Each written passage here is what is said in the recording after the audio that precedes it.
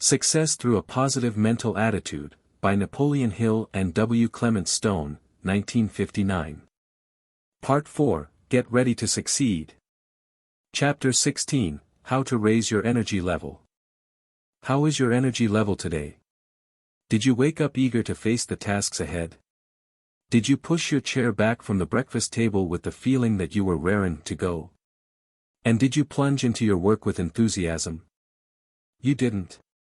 Perhaps for some time now you just haven't had the vim and vigor you think you should have. Perhaps you feel tired before the day begins, and drag through your work without joy. If so, let's do something about it. Vernon Wolfe, track coach, is an expert who can show us what to do. He is one of the outstanding coaches in the country. Under his tutelage, several high school students have broken national prep school records. How does he train these stars? Wolfe has a double prescription. He teaches them to condition both their minds and their bodies simultaneously. If you believe you can do it, says Vernon Wolfe, most of the time you can. It's mind over matter. You have two types of energy. One is physical, the other is mental and spiritual. The latter is by far the more important, for from your subconscious mind you can draw vast power and strength in time of need. Think, for example, of the great feats of strength and endurance you've read about people performing while under the stress of intense emotion. There is an automobile accident and a husband is pinned under the overturned car. In her moment of fear and determination, his tiny and frail wife manages to raise the car enough to free him. Or the insane person, his mind dominated by his subconscious running wild, can break, lift, bend, and smash with a force he never could hope for during periods of normality. In a series of articles for Sports Illustrated, Dr. Roger Bannister told how he first broke the 4-minute mile on May 6, 1954, by training both his mind and his muscles to accomplish this long-sought dream of the athletic world. For months, he conditioned his subconscious into the belief that the record, which some people claimed was unattainable, could be achieved. Others thought of the 4-minute mark as a barrier. Bannister thought of it as a gateway which, if he once passed through, would open the way to many new records for himself and other milers. And of course he was right. Roger Bannister led the way.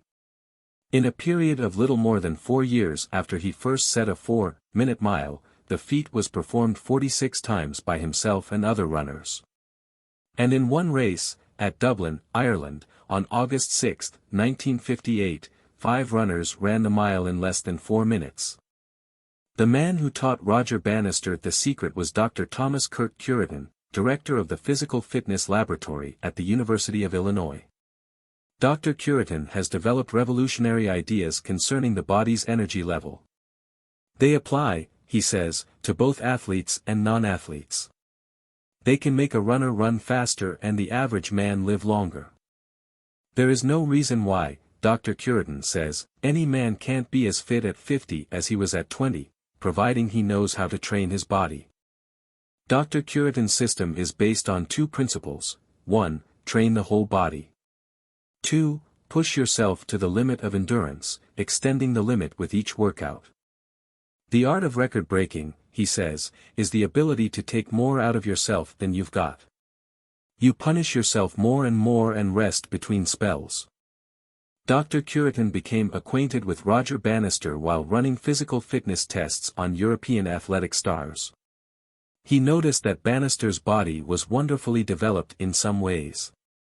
For example, his heart was 25% larger than normal in relation to his body size. But, in other ways, Bannister wasn't as well developed as the average man. Bannister took Curitin's advice to develop his whole body. He learned to condition his mind by taking up mountain climbing. This taught him how to overcome obstacles. Equally important, he learned to break big goals down into little ones. Roger Bannister reasoned that a man ran a single quarter-mile faster than he ran the 4 quarters of a full mile. So he trained himself to think of the 4 quarters in the mile separately. In his training, he would dash a quarter mile, then jog a lap around the track to rest, then he would dash another quarter mile. Each time, he aimed to run the quarter in 58 seconds or less. 58 times 4 equals 232 seconds, or 3 minutes and 52 seconds. He ran to the point of collapse. Then he would rest. Each time, the point of collapse was pushed back a little.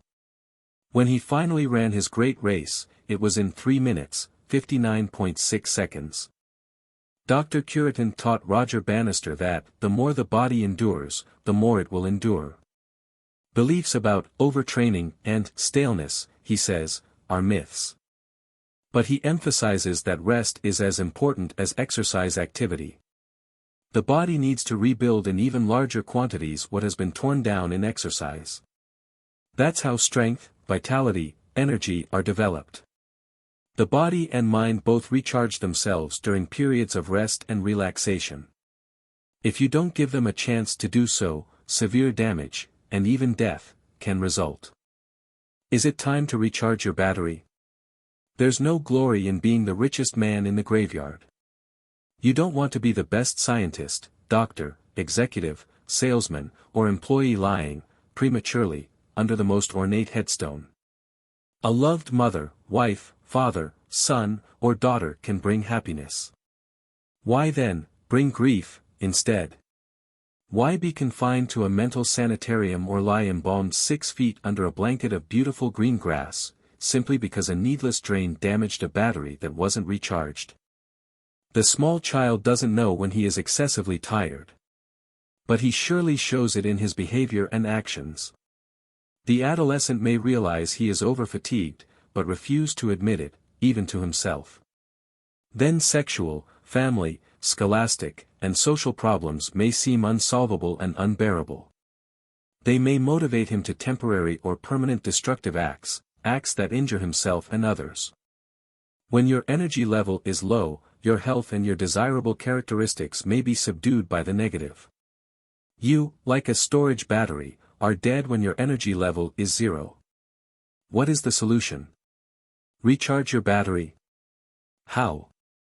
Relax, play, rest, and sleep. How to tell when your battery needs recharging. Here is a checklist to help you determine your present energy level. You can use it whenever you feel that your energy level is slipping.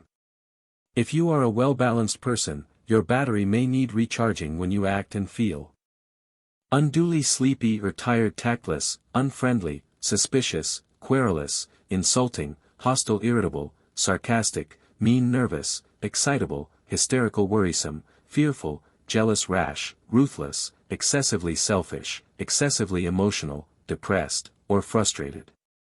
Positive mental attitude demands a good energy level, and vice versa. When you are fatigued, your usually positive, desirable feelings, emotions, thoughts, and actions have a tendency to turn negative. When you are rested and in good health, the direction is changed back to positive. Fatigue often brings out the worst within you. When your battery is charged and your energy and activity level is up to standard, you are at your best. That is when you think and act with positive mental attitude. If your feelings and actions indicate that your better qualities are being subdued by those which are undesirable and negative, it's time to recharge your battery. Yes, to maintain your level of both physical and mental energy you need to exercise both your body and mind. But there is a third factor. Your body and mind both need to be fed properly. You help to maintain your physical body by taking in quantities of wholesome, nutritious foods. You maintain your mental and spiritual vigor by absorbing mental and spiritual vitamins from inspirational and religious books. Vitamins, necessary for a healthy mind and body. George Scarseth, Ph.D., former Director of Research for the American Farm Research Association in Lafayette, Indiana, told about a village on the seacoast of Africa. The village is more advanced than a community of similar tribes in the interior. Why? Because its inhabitants are physically stronger and more mentally alert, they have more bodily energy than the ulterior tribesmen. The difference between the tribesmen on the coast and those living inland stems from a difference in diet. The village tribesmen in the ulterior do not have a sufficient amount of protein, whereas those on the coast obtain quantities from the fish they eat. In his book, Climate Makes the Man, Clarence Mills wrote that the United States government found some inhabitants of the Isthmus of Panama excessively sluggish in their mental and physical activity. A scientific study disclosed that both the plant and animal life, on which they depended for food, lacked the B vitamins. When thiamine was added to their diet, the same people became more energetic and active. If you suspect that your diet is deficient in certain vitamins and elements so that your energy level is depressed, you should do something about it. A good cookbook can help you, and there are government pamphlets available at low cost if the condition persists. Have a physical checkup. Like your body, your subconscious mind will accept and absorb mental and spiritual vitamins without effort. But, unlike your physical body, the subconscious will digest and retain unlimited quantities. Unlike your stomach, it never becomes stuffed. It will take and hold as much as you feed it, and still hold more. Where will you find these mental and spiritual vitamins? In books such as those recommended in Chapter 22, The Amazing Power of a Bibliography. In effect, the subconscious mind is like a battery. From it, you can obtain tremendous surges of mental and spiritual energy which often transmute themselves into physical vitality. These jolts of energy will go to waste if we permit them to be short-circuited by needless negative emotions. But used constructively, this energy can multiply itself many times, just as a powerhouse generator produces vast amounts of useful power. The late William C. L'Engle, who was a prominent editor-in-chief in the book publishing business, illustrated this point beautifully in an article for Success Unlimited magazine. L'Engle described how energy is wasted through needless worry, hate, fear, suspicion, anger and rage. All these waste elements, he said, could just as easily be transformed into power-producing units. To illustrate his point, Mr. L'Engle drew a picture of an electrical power plant, the open mouths of the furnaces, the red flames roaring inside, the water in the steam gauges bobbing at proper temperature level, the steam driving the pistons turning the great generators, the copper commutators, golden surfaces, revolving so fast they seem motionless, green and blue sparks flashing from under the brushes, thick cables hooked up to the switchboard, carrying the electric current throughout a city for thousands of useful purposes. Then the other side of the picture, L'Engle continued. Same plant, same boilers, engines, generators. The only difference being that the switchboard was dark and the heavy cables, instead of being hooked up to the switchboard, were stuck down into a barrel of water while the workmen ran tests on the plant. All of the power is, in effect, wasted. Not an elevator able to run, not a machine able to operate, not a single bulb able to light. And L'Engle concluded that in the same way, a failure uses up as much energy in his work at failing as a successful person uses in winning success. Tommy Bolt, the golf champion, used to waste his energy that way. If he sliced a ball or missed the green, he would let go with a fit of temper.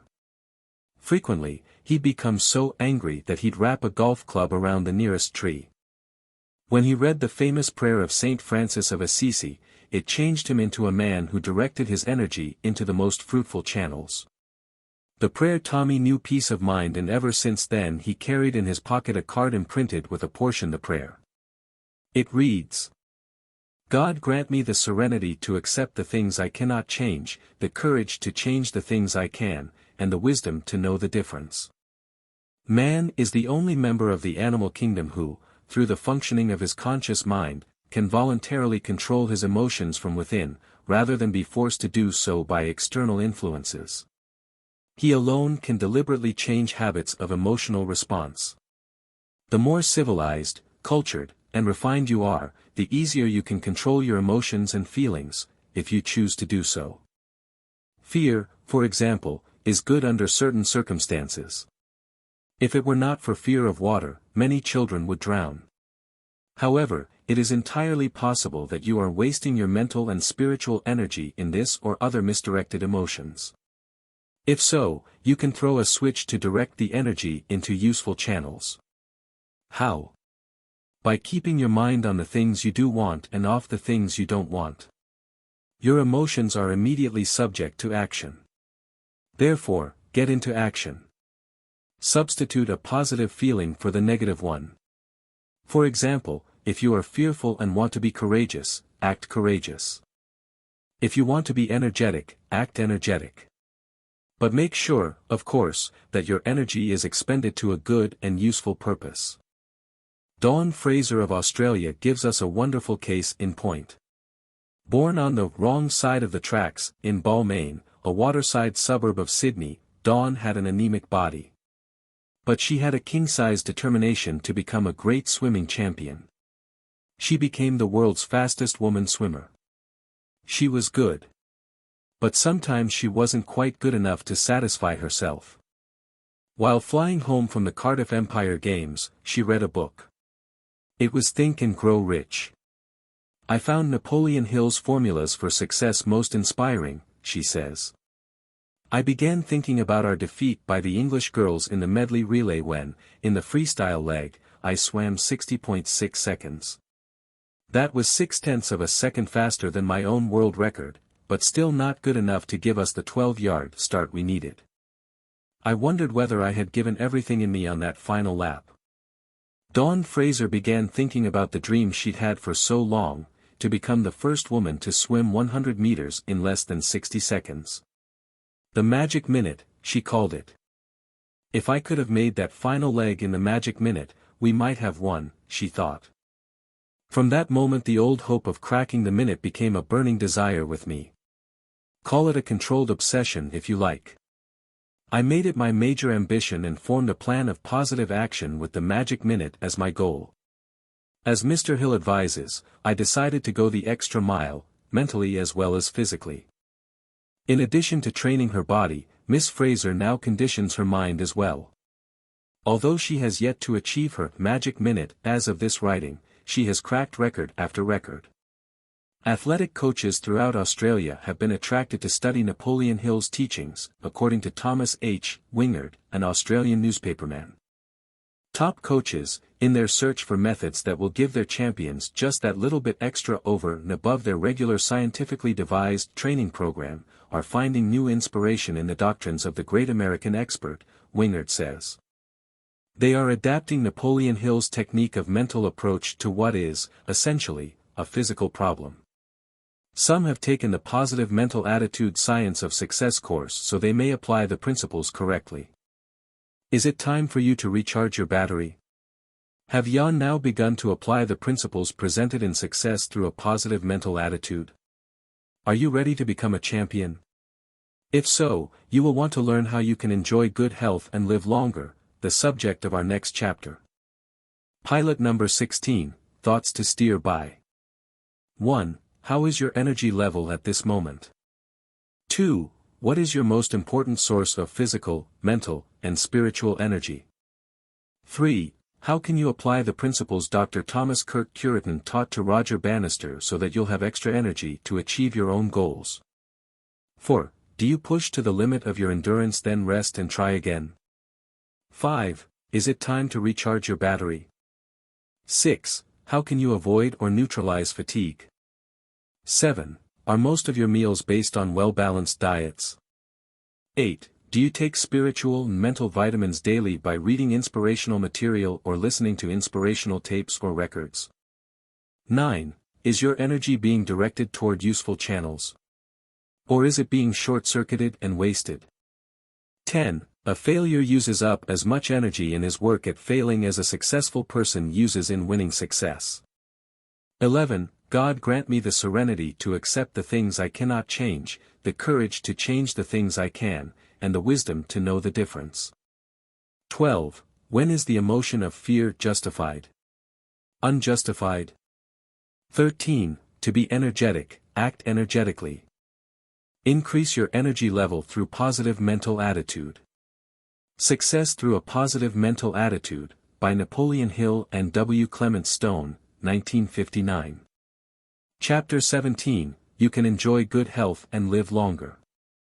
Positive mental attitude plays an important role in your health and your day-to-day energies and enthusiasms for your life and your work. Every day in every way, through the grace of God, I am getting better and better, is no pie-in-the-sky jargon for the man who recites the sentence several times each day upon awakening and again before going to bed. In one sense, he is putting positive mental attitude forces to work for him. He is using the forces which attract the better things of life to him. He is using the forces which the authors of success through a positive mental attitude want you to use. How positive mental attitude aids you. Positive mental attitude will help you develop mental and physical health and a longer life. And negative mental attitude will just as surely undermine mental and physical health and shorten your life. It all depends upon which side of the talisman you turn up. Positive mental attitude properly employed has saved the lives of many persons because someone close to them had a strong positive mental attitude. The following incident proves the point. The baby was only 2 days old when the doctor said, "The child won't live." "The child will live," responded the father. The father had a positive mental attitude, he had faith, he believed in the miracle of prayer. He prayed. He also believed in action. And he got into action. He placed the child under the care of a pediatrician who also had a positive mental attitude, a doctor who knew from experience that for every physical weakness nature provides a compensating factor. The child did live.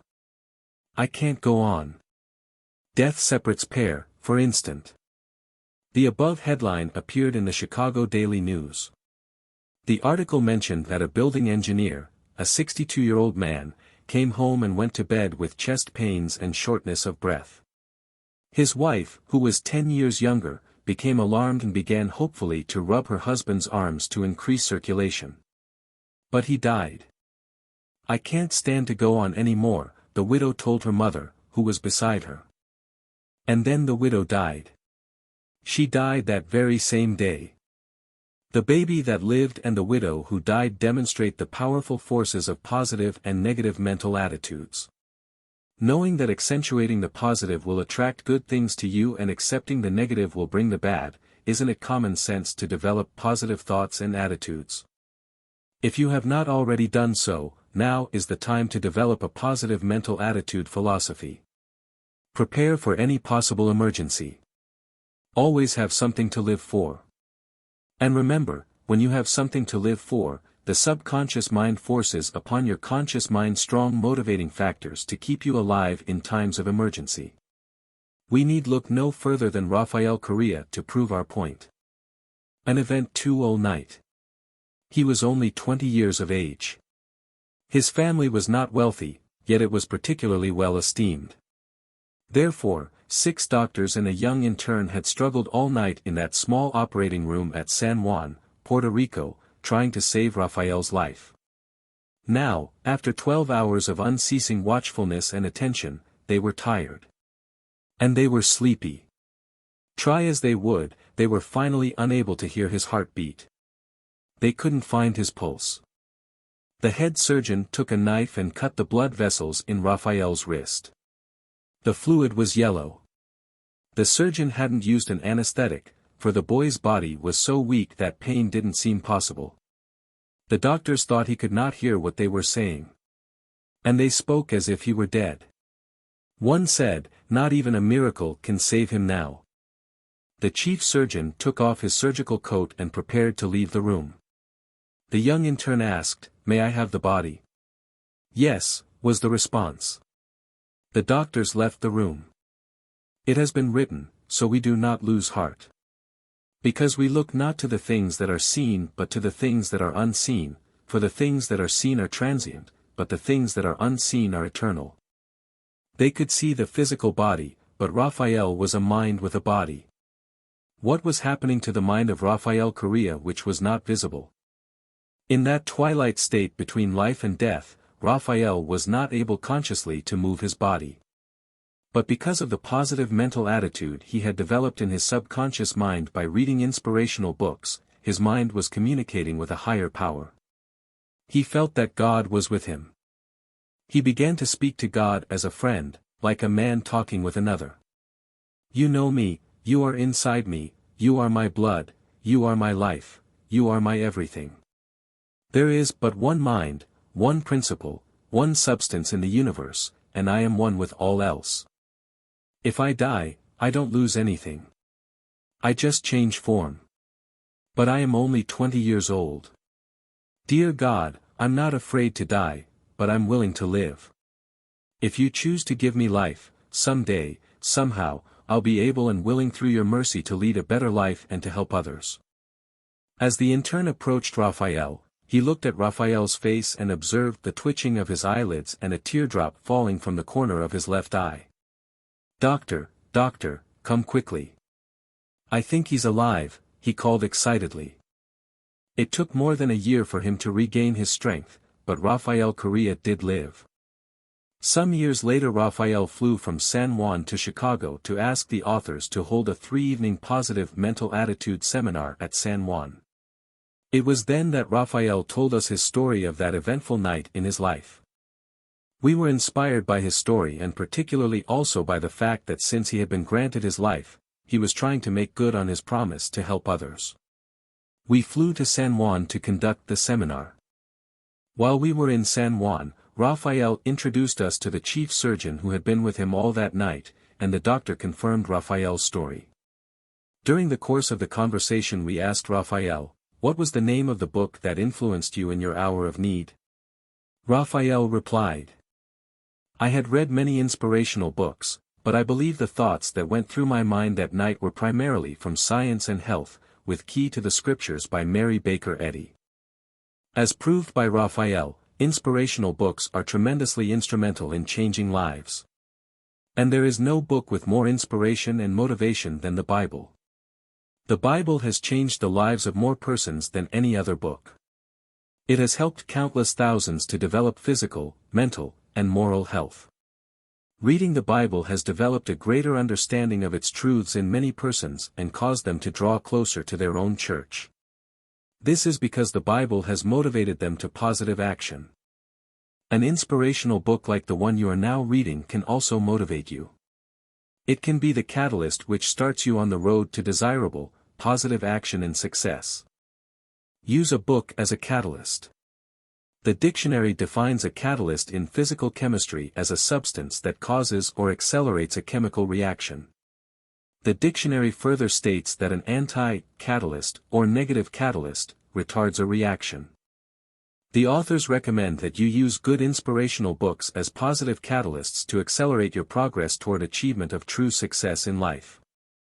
And they hasten to warn that you choose such catalysts with care. In chapter 22 of this book, entitled The Amazing Power of a Bibliography, you will find listed many books which the authors guarantee can act as positive catalysts in your life, if you are ready.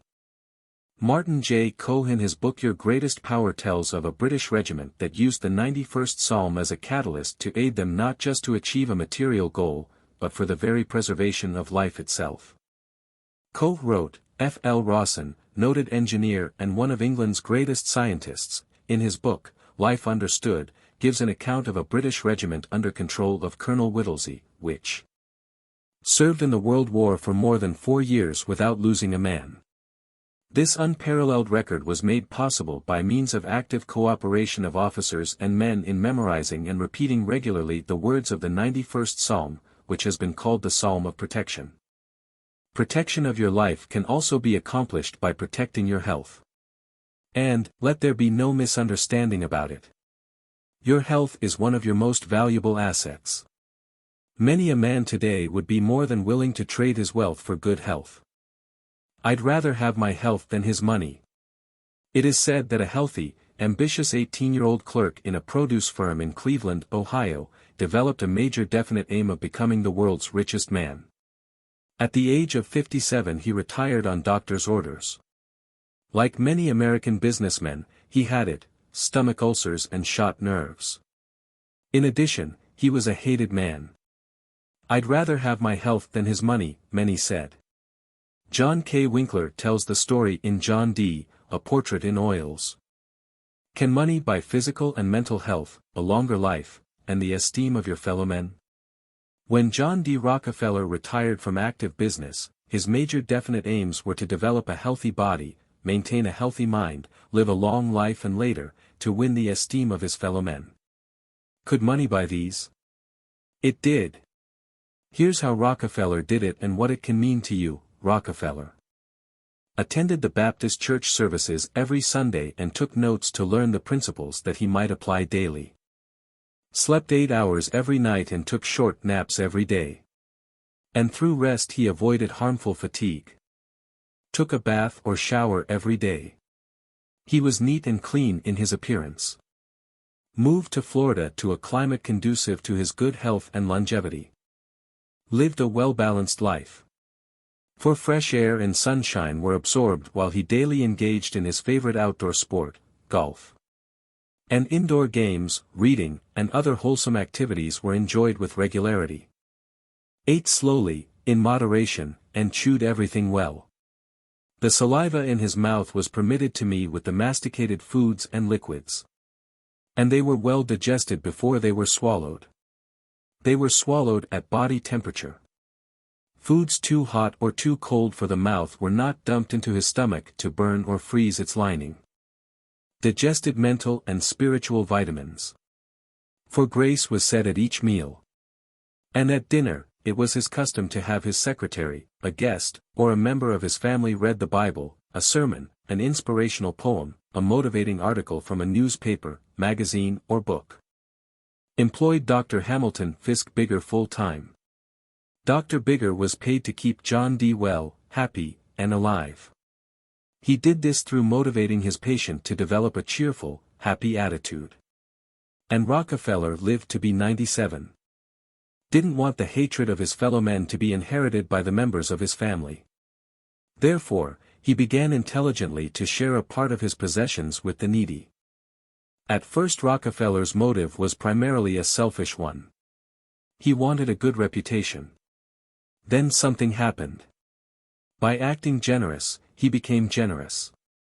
And by bringing happiness and health to many through his charitable and philanthropic contributions, he found them for himself. And the foundations he established will benefit mankind for generations to come. His life and money were instruments for good. This world is a better and healthier world to live in because of John D. Rockefeller. You shouldn't have to amass a fortune before you come to realize that positive mental attitude will attract perfect health. But there are some other ingredients which should be used along with positive mental attitude, and one of them is health education. Don't be ignorant about your health. The price of ignorance is sin, sickness, and death. What do you know about hygiene? Hygiene is defined as a system of principles or rules designed for the promotion of health. Social hygiene often refers specifically to venereal contagion. Ignorance of physical, mental, and social hygiene can lead to sin, sickness, and death. If you are timid in discussing such matters, read Venture of Faith by Mary Alice and Harold Blake Walker. Today, because of positive mental attitude, the family, schools, churches, press, the medical profession, federal and state governments, and youth organizations endeavor to lift the dark cloud of ignorance regarding physical, mental, and social hygiene through education. Prevention is taught as well as cure. But a cure for alcoholism is not so easy to come by as education in hygiene. Alcoholism ranks as the 4th largest health problem in the nation. It follows mental and moral disease and is one of the greatest contributors to those two diseases. The economic cost of alcoholism is $25 billion per year. The greater portion of this is loss of time to industry, followed by hospital costs and physical damages, caused mainly by automobile accidents. But the money loss is negligible compared to the loss of physical, mental, and moral health, and the loss of life attributable to alcoholism. An alcoholic has a mental illness which lies dormant until his first drink. If he doesn't start the habit, liquor doesn't have the power of attraction for him. If he drinks, the affinity is strong, and he will drink to excess. If he drinks to excess, the attraction may become irresistible, or seem so. And when he tries to resist and doesn't succeed, he may believe he cannot be cured. What happens to excessive drinkers? Alcohol is known to alter the brain waves as recorded by the scientific instrument known as an electroencephalograph. It has a most potent influence on nerve cell metabolism, which results in slow rhythms and eventual suppression of voltage and brings about a change in the level of consciousness.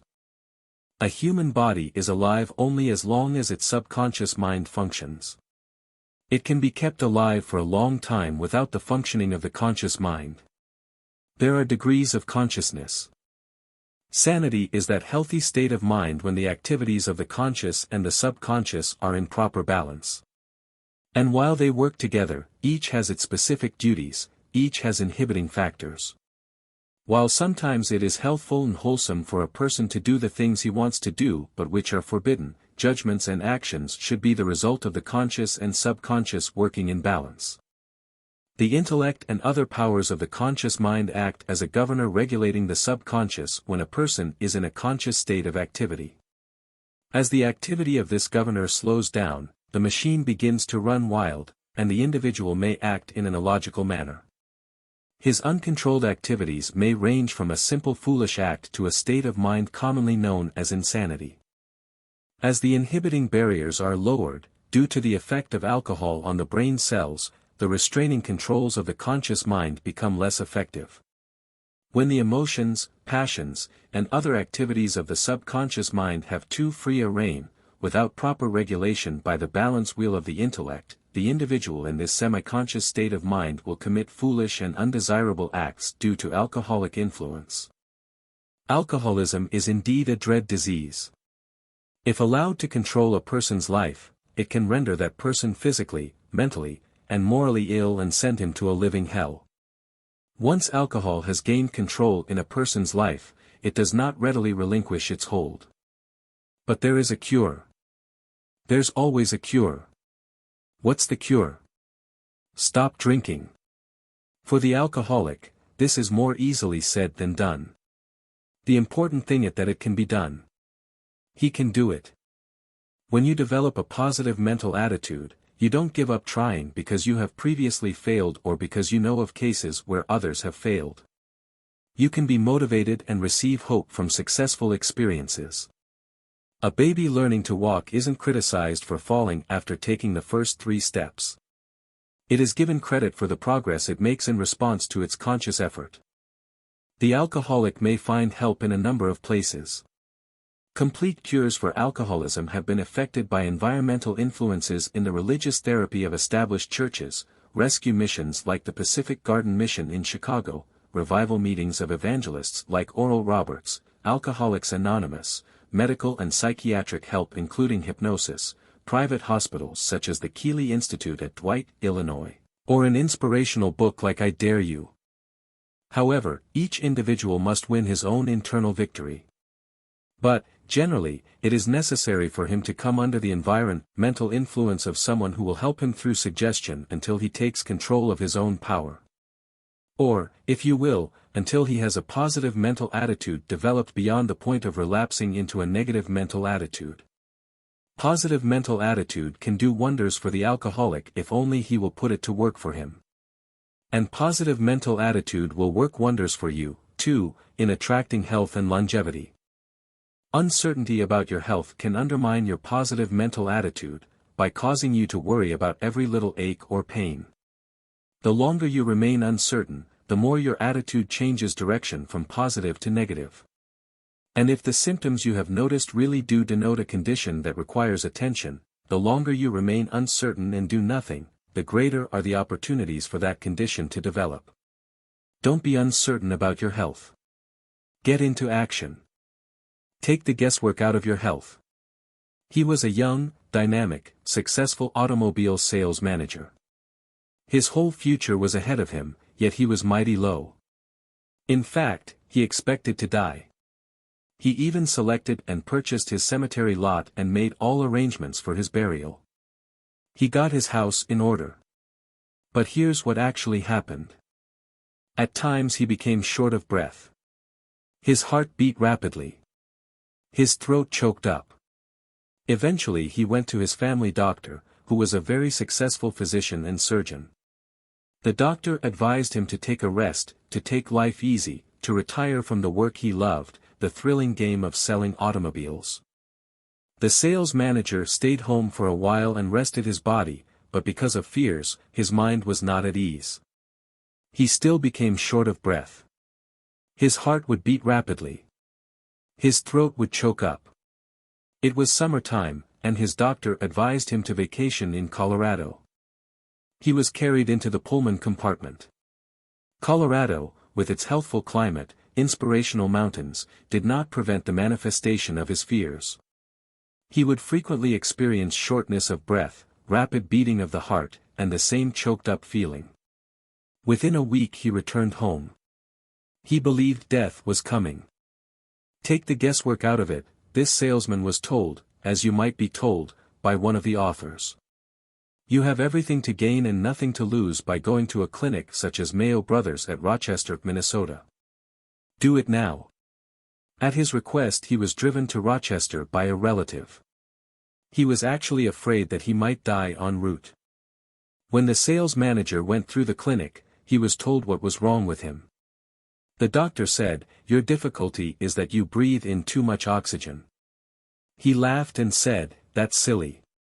The doctor responded, "Jump up and down 50 times as if you were jumping rope."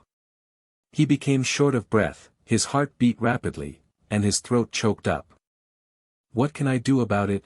the young man asked. The doctor responded, "When you feel this condition coming on, you can 1. Breathe into a paper bag, or 2. Just hold your breath for a little while," and the doctor banded the patient a paper bag. The patient followed instructions. His heart stopped beating rapidly, breathing became normal, and his throat didn't bother him. He left the clinic a happy man. Whenever the symptoms of his illness occurred, he would just hold his breath for a short time, and his body would function normally. After a few months he lost his fears, and his symptoms disappeared. This happened more than 30 years ago. He hasn't required medical attention since.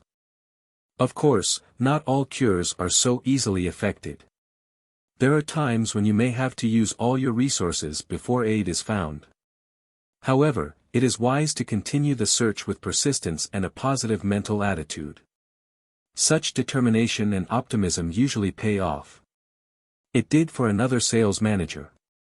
Let us tell you about him. There is always a cure, find it. This particular sales manager registered in a small town hotel and fell and broke a leg as he entered the room assigned to him. The hotel manager took our sales manager to the nearest hospital where an attending physician set his leg. A few days later it was considered safe for him to be moved, and he returned to his home. He convalesced for several weeks under the attention of his family physician. But while he seemed to improve, the fracture did not heal. After many weeks, the doctor told him that he would get progressively worse, he would become a cripple. This sales manager was very much disturbed because his work required that he be on his feet. He discussed the matter with one of the authors who said, "Don't believe it. There is always a cure, find it. Take the guesswork out of it. Do it now." He was told the story of the automobile sales manager as it has been told to you, and it was suggested that he make arrangements to go to Mayo Brothers Clinic. He also left the clinic a happy man. Why? He was told, "Your system needs calcium. We could load you with it, but the calcium would wear off. Just drink a quart of milk a day." He did. In time the injured leg became as strong as the sound one. A positive mental attitude applied to health takes into consideration the possibility of accidents. In fact, safety first is a positive mental attitude symbol. From it you receive the suggestion to become alert and enforce your desire to live, to save life and property. Be sure you're not driving to your own funeral. A newspaper article carried a headline reading, "Late for a funeral, 6 die in 105 mph blowout," the lead read. 6 funerals were precipitated Sunday by the crash of an automobile whose driver was stepping on the gas in fear he and his relatives would be late for one funeral. Drive carefully if you want to be physically and mentally healthy, and if you want to live longer. As a pedestrian, be alerted to the hazards and obey traffic laws. And when you ride with another person at the wheel of the automobile, remember you are at the mercy of his physical and mental weaknesses, if any, as well as the mechanical condition of his car. Have the courage to refuse to ride with an intoxicated driver, or in an automobile in which the brakes don't operate properly, even if you own the car. The life you save may be your own. Safety first saves lives with positive mental attitude. Although it cost $1 million a floor for each of its 41 stories, the Prudential Building in Chicago was the most inexpensive office building of its kind ever constructed. Why? It didn't cost a single life. There were no serious accidents. Safety factors were installed because of positive mental attitude. In comparison, negative mental attitudes comprising ignorance and carelessness, caused in tragic accidents. 1 death for every 100 feet of height of the Empire State Building. 110 deaths in the construction of Hoover Dam. 1 life for every 110 feet in the construction of the San Francisco-Oakland Bay Bridge. 80 deaths in the construction of the Colorado River Aqueduct. 1,219 deaths in the construction of the Panama Canal. There were 4,700 SI additional fatalities during the construction of this project from other causes. 97 deaths in the building of Grand Coulee Dam and the Columbia River Basin Project. Of course, no one actually knows when tragedy will strike. But it always is better to be prepared. You will be prepared if you have a positive mental attitude. Aunt Kitty was. When tragedy strikes. Aunt Kitty lost her only son when he was 9 years old. Like many good housewives and mothers, she had no business training. But Aunt Kitty did have a strong religious faith. She knew that in spite of her great loss, it was her job to go on living and contributing her share to make this world a better world to live in. But how could she maintain physical and mental health so that she could go on? Aunt Kitty decided that in order to ease her pain and fill the great void in her life she would have to keep very busy and do whatever her abilities would permit to make other people happy, since she could no longer do this for her son. So she got a job as a waitress in a busy restaurant. Her hours were long. Her work made it mandatory to talk with people and to act cheerful. Faith in her religion and a sincere interest in other people, combined with work and time, neutralized her pain and saved her physical and mental health. Actually, your health may be affected by many internal influences. And some of these influences may be mental figments of the imagination. High school girl gets pains before examinations. Because of the interrelationship between the mind and body, the subconscious mind may create apparent bodily disorders induced by emotional disturbances to bring about a specific desired result.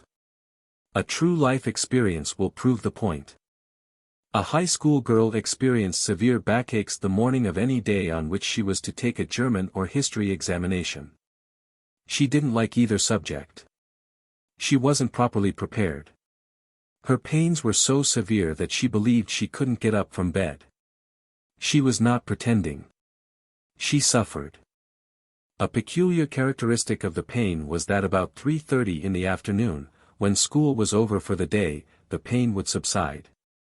On the same evening when her boyfriend came to call, the pain would marvelously disappear. This girl, you probably are thinking, could do with a little psychiatry. She could. She and many others like her have been helped through religion and psychiatry. The two are not as far apart as many may think. Why? Religion and psychiatry. Rules and regulations for physical and mental health and a longer life were woven into religion long before words similar to physiology, psychology, and psychiatry became part of any language. This is especially true regarding the application of techniques affecting the subconscious mind.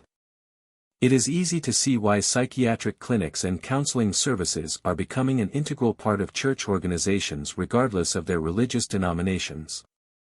The minister to millions helps the sick. The Reverend Norman Vincent Peale and Smiley Blanton, M.D., established the American Foundation of Religion and Psychiatry, which is now known as the Institutes of Religion and Health. It is a non-profit, non-sectarian clinic in New York City. Anyone with an emotional problem is eligible for help regardless of race, religion, or ability to pay. Today there is a full and part-time professional staff of 35 composed of psychiatrists, ministers, psychologists, and psychiatric social workers.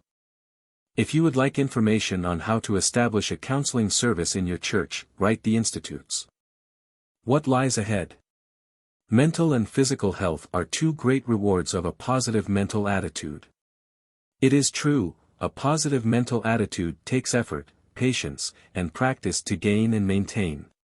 But a definite purpose, clean and clear thinking, creative vision, courageous action, persistence and true perception, all applied with enthusiasm and faith will go far to help you achieve and maintain a positive mental attitude.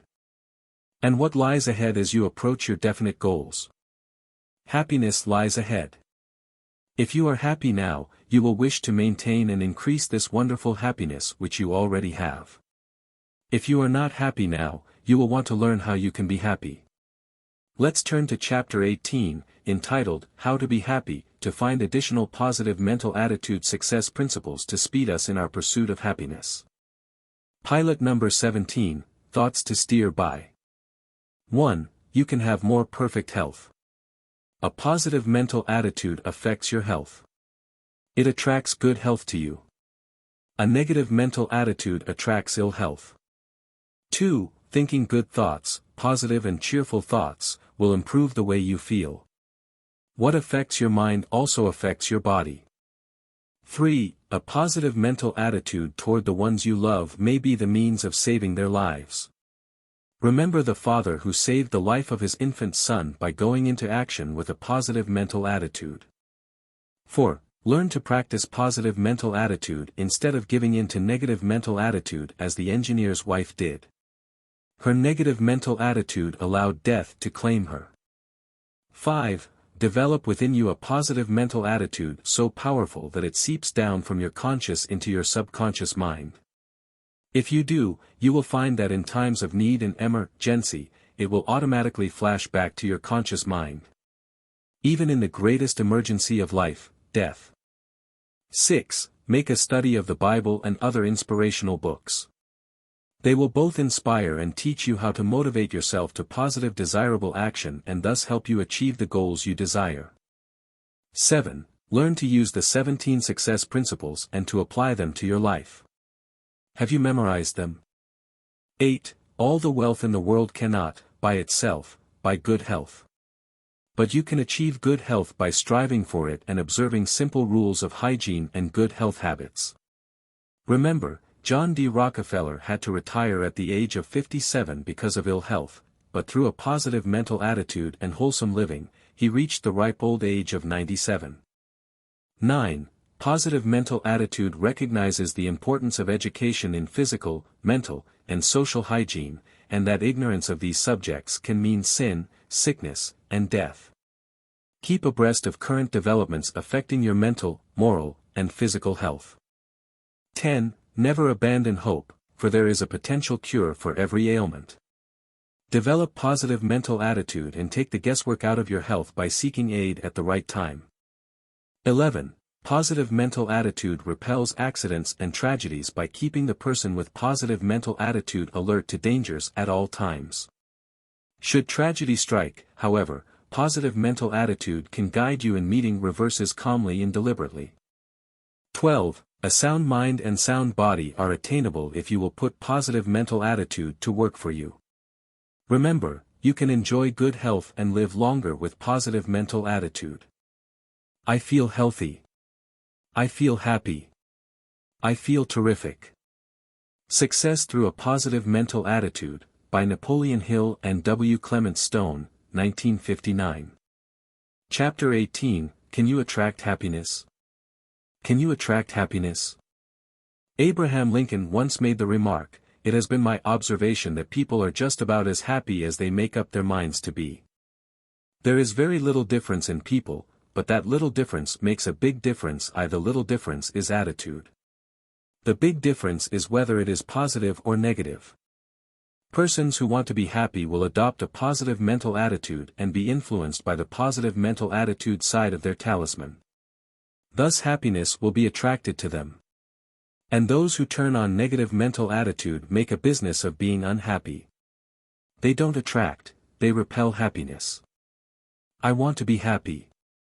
A popular song starts off with words that contain a great deal of truth. I want to be happy, but I won't be happy, till I make you happy, too. One of the surest ways to find happiness for yourself is to devote your energies toward making someone else happy. Happiness is an elusive, transitory thing. And if you set out to search for it, you will find it evasive. But if you try to bring happiness to someone else, then it comes to you. Writer Claire Jones, wife of a professor in the religion department at Oklahoma City University, tells of a happiness they experienced during their early married life. We lived in a small town the first 2 years we were married, she recalls, and our neighbors were a very old couple, the wife nearly blind and confined to a wheelchair. The old man, not very well himself, kept house and cared for her. My husband and I were decorating our Christmas tree a few days before Christmas, when we decided on impulse to fix a tree for the old people. We bought a small one, decorated it with tinsel and lights, wrapped a few small gifts, and took it over the night before Christmas. The old lady cried as she gazed dimly at the sparkling lights. Her husband said over and over, "But it's been years since we had a tree." They mentioned that tree nearly every time we visited them during the next year. The next Christmas they were both gone from the little house. It was a small thing we had done for them. But we were happy that we'd done it. Now the happiness they experienced as a result of their kindness was a very deep, warm feeling, the memory of which will remain with them.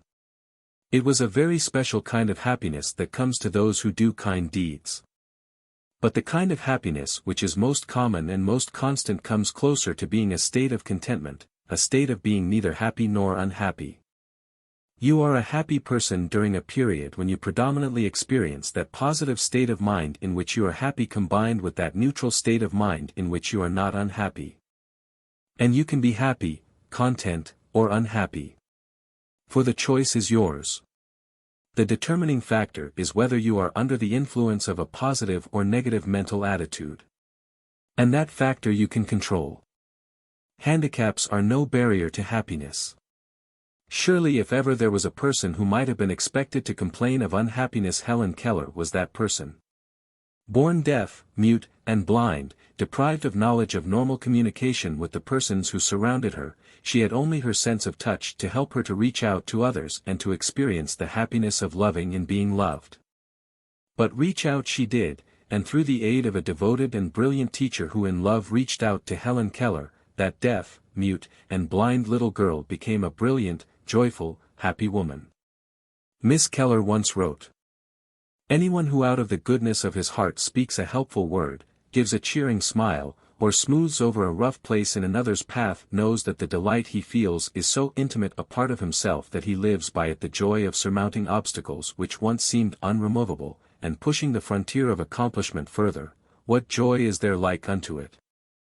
If those who seek happiness would stop one little minute and think, they would see that the delights they already experience are as countless as the grasses at their feet, or the dewdrops sparkling upon the morning flowers. Helen Keller counted her blessings and was profoundly grateful for them. Then she shared the wonder of these blessings with others, and caused them to feel delight because she shared that which is good and desirable. She attracted unto herself more of that which is good and desirable. For the more you share, the more you will have. And if you share happiness with others, happiness will grow richer within you. But if you share misery and unhappiness, you will attract misery and unhappiness to yourself. And we all know of persons who are eternally having troubles, not problems, or opportunities in disguise. Theirs are spelled trouble. No matter what happens to them, it just isn't good. And this is because they are always sharing their troubles with others. Now there are many lonely people in this world who long for love and friendship but never seem to get it. Some repel that which they seek with negative mental attitude. Others curl up in their little corners and never venture out. They secretly hope that something good will come to them, but they do not share any of the good which they enjoy.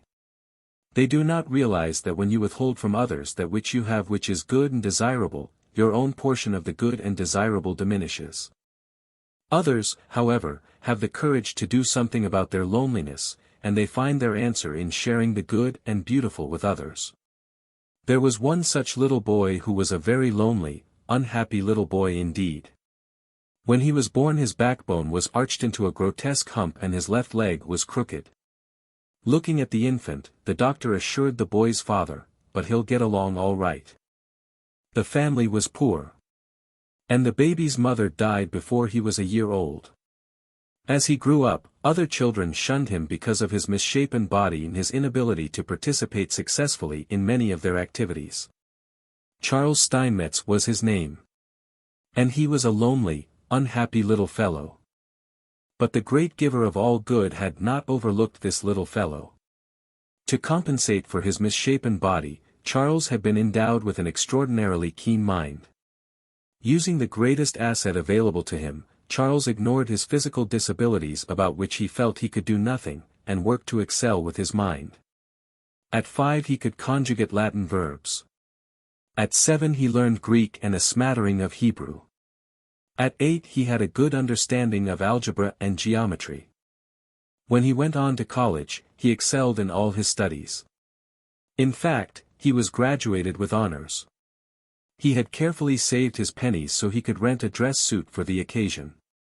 But with the inconsiderate cruelty that is so often characteristic of persons under the influence of negative mental attitude, the school authorities posted a notice on the bulletin board excusing Charles from the ceremonies. At long last it occurred to Charles that instead of trying to force respect for himself from people by making them take notice of his mental capacities, he would cultivate their friendship. He would use his abilities not to attract notice and to satisfy his own ego, but for the furtherance of the good of mankind. To start his new way of life, he boarded a ship and came to America. Having reached this country, Charles Steinmetz began to look for a job. Several times he was rebuffed because of his appearance, but he finally landed a job with General Electric as a draftsman at $12 a week.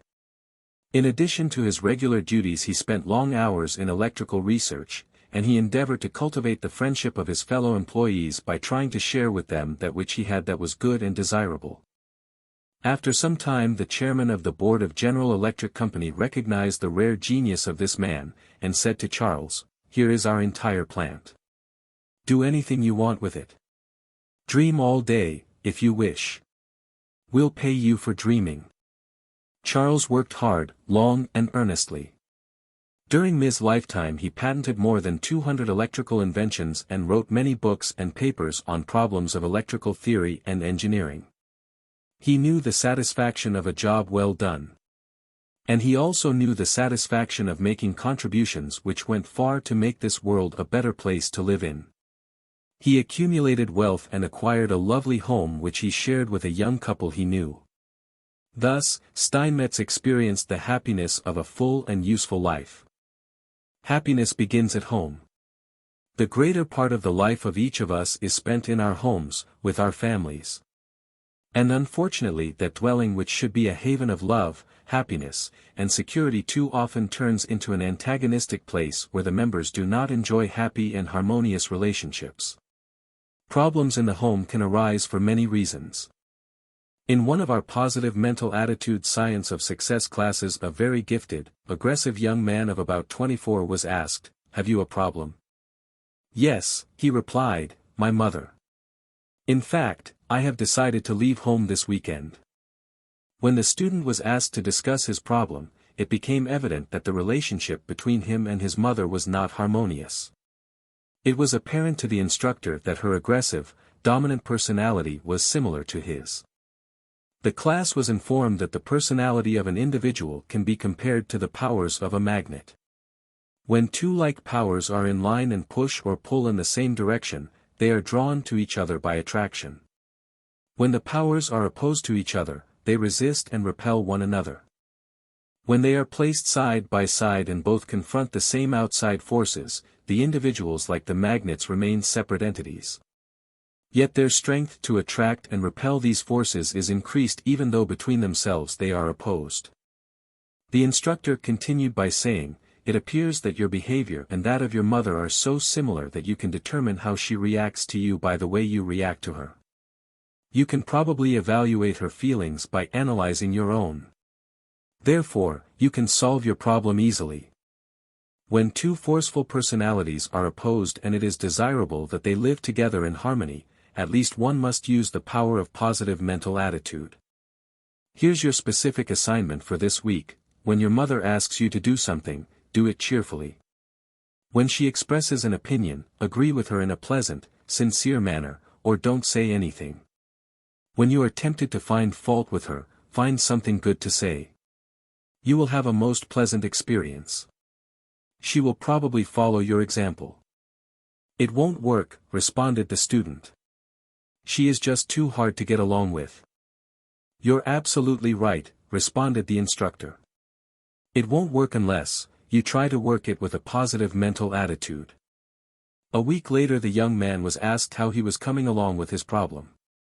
His response was, "I am happy to say that there hasn't been one unpleasant word between us all week. You might be interested in knowing that I have decided to stay at home." When parents don't understand their children, there is a tendency for a person to assume that everyone always likes what he likes and always thinks the way he thinks. For people have a tendency to judge the reactions of others by their own reactions. Now, like the young man who had a problem with his mother, such a conclusion would at times be correct. But many parents often have problems with their children because they fail to realize that the personality of the child is different from theirs. It is a mistake for parents not to realize that time changes both the child and them. For they don't adjust their mental attitudes to compensate for the changes within the child and themselves. "I don't understand her," the father said. A lawyer and his wife had 5 wonderful children. The parents were unhappy because their oldest daughter, who was a freshman at high school, didn't respond to her parents the way they expected. The daughter was unhappy, too. "She's a good girl, but I don't understand her, the house, yet she'll toil for hours at the piano. In the summer I got her a job at the department store, but she didn't want to work. She just wants to play the piano all day." It was our recommendation that the parents and daughter be given an activity vector analysis by one of the authors. In Chapter 10 entitled, How to Motivate Others, you have read about activity vector analysis. These results were very revealing. We found that the girl possessed ambitions, energies, and traits so far beyond either of the parents that it would be difficult for them to comprehend her reactions to them until they understood that each person is different. The parents thought that while it was nice to know how to play a piano, it was good for a girl to work at home and work in a store in the summer. A passion to be a pianist was just a waste of time. She will get married someday and will have to keep house. She should be more practical, the parents reasoned. The daughter's capacities and the tendencies that motivated her were explained to the parents. Reasons were given why it was hard for them to understand her. An explanation was also given to the daughter as to why her parents thought one way and she another. When the 3 endeavored to understand what brought about their problem and how they could adjust to it with a positive mental attitude, they were able to live together in greater harmony. To have a happy home, be understanding. To be happy, be understanding of other people. Realize that another person's energy level and capacities may not be the same as yours. He may not think like you. Try to understand that what he likes may not be what you like. When you realize this, you will find it easier to develop a positive mental attitude in yourself and to do that which will create desirable reactions in others. Opposite poles of a magnet attract each other and do persons with opposite personality traits. And where there is a community of interest, 2 individuals may experience a happy association together although each has opposite characteristics in many respects. One may be ambitious, aggressive, confident, and optimistic and possess tremendous drive, energy, and stick-to-itiveness. The other may have a tendency to be satisfied, fearful, timid, shy, tactful, and humble and may lack confidence in himself. Often such persons are attracted to each other, and when associated together complement, strengthen, and inspire each other. And they blend their personalities and thus the extremes of each become neutralized. What would grow into rigidity on the part of one and frustration on the part of the other is thus avoided. Would you be happy and inspired if you were married to a person whose personality was exactly like yours? Be truthful with yourself. The answer would probably be no. Children, too, can be taught to be understanding and to be appreciative of all that their parents do for them. Much unhappiness is caused in homes because the children do not appreciate and understand their parents. But whose fault is it? The child's or the parents' or both? Some time ago we had an appointment with the president of a large and successful organization. His name has appeared in a favorable light in every large newspaper in the country for the good work he did while holding public office. Yet on the day we saw him, he was most unhappy. "No one likes me. Even my children hate me. Why is this?" he asked. Actually, this man is a person of good intent. He gave his children everything that money would buy. He deliberately kept them from the needs that forced him as a child to gain the strength he developed as a man. He tried to protect them from those things in life that to him were not beautiful. He eliminated the necessity for them to struggle as he had had to struggle. He never asked or expected appreciation from his sons and daughters when they were children, and he never got it. Yet he assumed that they understood him without endeavoring to find out. Things would have been different had he taught his children to be appreciative and to gain strength by at least partially fighting their own battles. He experienced happiness in making them happy without teaching them to be happy by making others happy. Therefore they made him unhappy. Perhaps if he had confided in them when they were growing up and told of the struggles he had endured for their benefit, they might have been more understanding. But there is no need for this man, or anyone in a like situation, to remain unhappy. He can turn up the positive mental attitude side of his talisman and try earnestly to make himself known to and understood by his dear ones. And he can take the time to show that he loves them by sharing himself instead of just giving them those material things with which his wealth can supply them. If he shares himself as liberally as he shared his money with them, he will experience the rich reward of having them return love and understanding to him. Of course, this man had meant well. He had the right intent toward his children and toward others. But he had not been sensitive to their reactions. He had simply assumed that they would understand. And he had not taken the time to help them to do so. Now this man could help himself by reading inspirational books. We recommended several, including How to Win Friends and Influence People. And we told him that his children were people. Attract and repel through verbal communications. Regardless of who you are a wonderful person. Yet certain individuals may not think so. If you feel that they react unfavorably with unwarranted antagonism to the many things you say and do, you can do something about it. They are just as human as you are. You have the power to attract and repel. You can use this power wisely to attract the right friends and repel those who have an undesirable or injurious influence on you. With a negative mental attitude, you are apt automatically to repel the good things in life and attract the undesirable, including the wrong kind of friends. Undesirable reactions on the part of others may be due to what you say and how you say it, or because of your true inner feelings and attitudes. The voice, like music, is often a reflection of the mood, attitude, and hidden thoughts of the mind. It may be just as difficult for you to realize that the fault lies with you as it is for you to take the initiative and correct yourself when you realize the fault does at times lie with you, but you can do it. You can learn from a good salesman. For he is forced to train himself to be sensitive to the reactions of prospective customers, and do something about it. The customer is always right attitude of successful merchants is a most difficult attitude for some individuals to adopt, yet, it gets results. If you would endeavor to make your relatives happy with the same positive mental attitude that a salesman uses to sell his merchandise to prospective customers, your home and social life would become a more happy and successful one, that is, if you have a problem of personality conflict at home. If your feelings are frequently hurt because of what people say, or how they say it, it is quite likely that you yourself are frequently guilty of offending others by what you say or how you say it. Try to determine the true reasons for your reactions of hurt feelings and then avoid causing the same reactions in others. If gossip offends you, you can assume that you shouldn't gossip or you will offend others. If you find someone's tone of voice and attitude towards you objectionable, avoid offending others by speaking or acting in the same manner.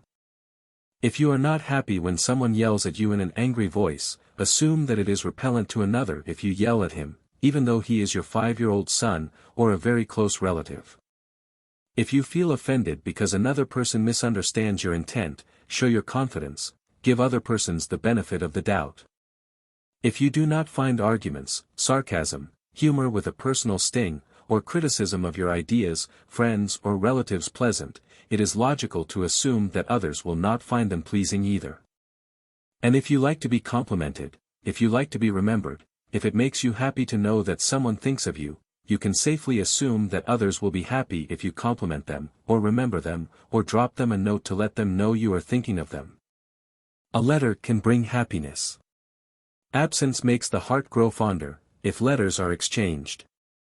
For many a marriage has taken place because love grew stronger through absence. Poetry, imagination, romance, idealism, ecstasy develop warmth and understanding through the exchange of letters. Each individual can express thoughts that might never be expressed if the written word is not used as the medium. Letters of endearment need not, and should not, stop with marriage. Samuel Clemens, Mark Twain, wrote loving notes to his wife daily even when they were at home. They lived a life of real happiness together. You are what you think. To write, you must think. When you write a letter, you crystallize your thinking on paper. Your imagination is developed by recollecting the past, analyzing the present and perceiving the future. The more often you write, the more you take pleasure in writing. By asking questions, you, as the writer, direct the mind of the recipient into desired channels. You can make it easy for him to respond to you. Thus, when he does, he becomes the writer and you receive additional joy as the recipient. The receiver of the letter you write is forced to think in terms of you. If your letter is well thought out, both his reason and his emotions can be directed along desired paths. Inspiring thoughts will be imprinted indelibly in his memory when they are being recorded in his subconscious mind as he reads. Can you attract happiness? Yes, of course you can attract happiness. How? You can attract happiness with positive mental attitude. A positive mental attitude will attract to you all the health, wealth, and happiness you desire. And a positive mental attitude consists of such plus characteristics as faith, hope, charity, optimism, cheer, generosity, tolerance, tact, kindliness, honesty, good finding, initiative, truthfulness, straightforwardness, and good common sense. Contentment. As a nationally syndicated columnist, Napoleon Hill once wrote an article entitled Contentment. You may find it helpful. Here is what it said. The richest man in all the world lives in Happy Valley. He is rich in values that endure, in things he cannot lose, things that provide him with contentment, sound health, peace of mind and harmony within his soul. Here is an inventory of his riches and how he acquired them. I found happiness by helping others to find it. I found sound health by living temperately and eating only the food my body requires to maintain itself. I hate no man, envy no man, but love and respect all mankind. I am engaged in a labor of love with which I me play generously, therefore, I seldom grow tired. I pray daily, not for more riches, but for more wisdom with which to recognize, embrace, and enjoy the great abundance of riches I already possess. I speak no name save only to honor it, and I slander no man for any cause whatsoever. I ask no favors of anyone except the privilege of sharing my blessings with all who desire them. I am on good terms with my conscience, therefore, it guides me accurately in everything I do. I have more material wealth than I need because I am free from greed and covet only those things I can use constructively while I live. My wealth comes from those whom I have benefited by sharing my blessings. The estate of Happy Valley which I own is not ta-able. It exists mainly in my own mind, in intangible riches that cannot be assessed for taxation or appropriated except by those who adopt my way of life. I created this estate over a lifetime of effort by observing nature's laws and forming habits to conform with them. There are no copyrights on the Happy Valley Man's Success Creed. If you will adopt it, the creed can bring you wisdom, peace, and contentment. In his book, The Power of Faith, Rabbi Louis Beanstalk said this on the subject of happiness. Man was born together, all of one piece. It is the kind of world he has fashioned that has torn him apart. A world of folly. A world of falsehood. A world of fear. With the power of faith, let him put himself together again, faith in himself, faith in his fellow men, faith in his destiny, faith in his God. Then and only then will the world be truly together. Then and only then will man find happiness and peace. Remember, if the man is right, his world will be right. He can attract happiness just as he can attract wealth, unhappiness, or poverty. Is your world right? Or are guilt feelings keeping you from winning the success you want? If so, you will want to read our next chapter to ensure happiness in your life. Pilot number 18, Thoughts to Steer By. 1. Abraham Lincoln once said, "It has been my observation that people are just about as happy as they make up their minds to be." Will you make up your mind to be happy? If not, will you make up your mind not to be unhappy? 2. There is very little difference in people, but that little difference makes a big difference. The little difference is attitude. The big difference is whether it is positive or negative. 3. One of the surest ways to find happiness for yourself is to devote your energies toward making someone else happy. 4. If you search for happiness, you will find it elusive. But if you try to bring happiness to someone else, it will return to you many times over. 5. If you share happiness, and all that is good and desirable, you will attract happiness, and the good and desirable. 6. If you share misery and unhappiness, you will attract misery and unhappiness to yourself. 7. Happiness begins at home. Members of your family are people. Motivate them to be happy just like a good salesman motivates his prospects to buy. 8. When two forceful personalities are opposed and it is desirable that they live together in harmony, at least one must use the power of positive mental attitude. 9. Be sensitive to your own reactions and to the reactions of others. 10. Would you like to live contentedly in Happy Valley? To be happy, make others happy. Success Through a Positive Mental Attitude, by Napoleon Hill and W. Clement Stone, 1959. Chapter 19, Get rid of that guilt feeling. You have a guilt feeling. That's good. But get rid of that feeling of guilt. A sense of guilt is good. And every living person, regardless of how good or bad he may be, will sometimes experience a feeling of guilt. This feeling is the result of a still, small voice speaking to you. And your conscience is that still, small voice. Now think for a moment, what would happen if one did not feel a sense of guilt after doing wrong? For the person who does not have a feeling of guilt for doing a specific wrong act is often unable to distinguish between right and wrong, or hasn't been trained to know the difference between right and wrong as regards that act. Or he may not be sane. For many feelings of guilt are inherited. And others are acquired.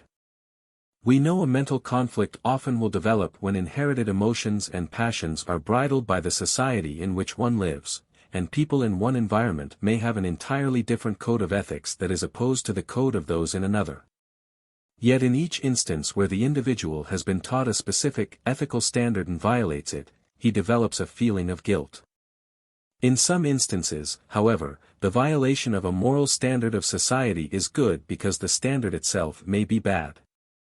And we reiterate, a feeling of guilt is good.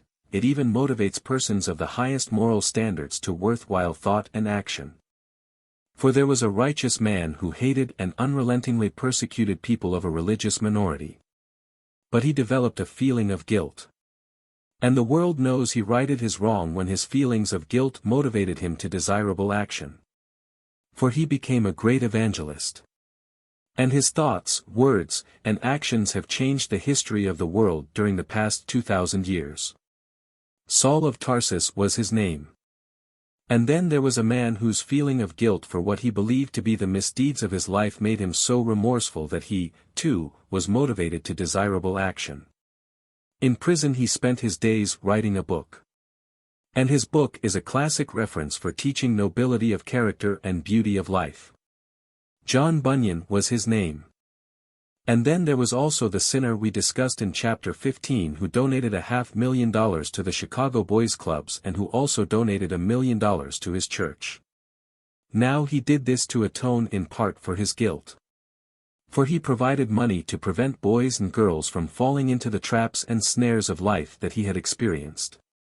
Even a benefactor to mankind like Dr. Albert Schweitzer was motivated by the sense of guilt. For he felt guilty that he had fallen short of his responsibilities to his fellow men. And because he could, but was not, doing something worthwhile, his sense of guilt prompted him to start his great mission. Now do you see that a feeling of guilt with positive mental attitude is good? But then there is a feeling of guilt with negative mental attitude. And that is bad. For not every guilt feeling brings about beneficial remits. Now when the individual has a guilt feeling and does not get rid of that guilt feeling with positive mental attitude, the results are often most harmful. And the great psychologist Sigmund Freud says, the further our work proceeds and the deeper our knowledge of the mental life of neurotics penetrates, the more clearly two new factors force themselves upon our notice which demand the closest attention as sources of resistance. They can both be included under the one description of need to be ill or need to suffer. The first of these two factors is the sense of guilt or consciousness of guilt. And Sigmund Freud is right.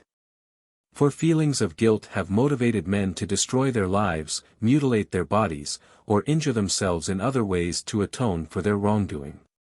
Now today, fortunately, such methods are seldom practiced. And they are not permitted in civilized countries. Yet their counterpart can be found.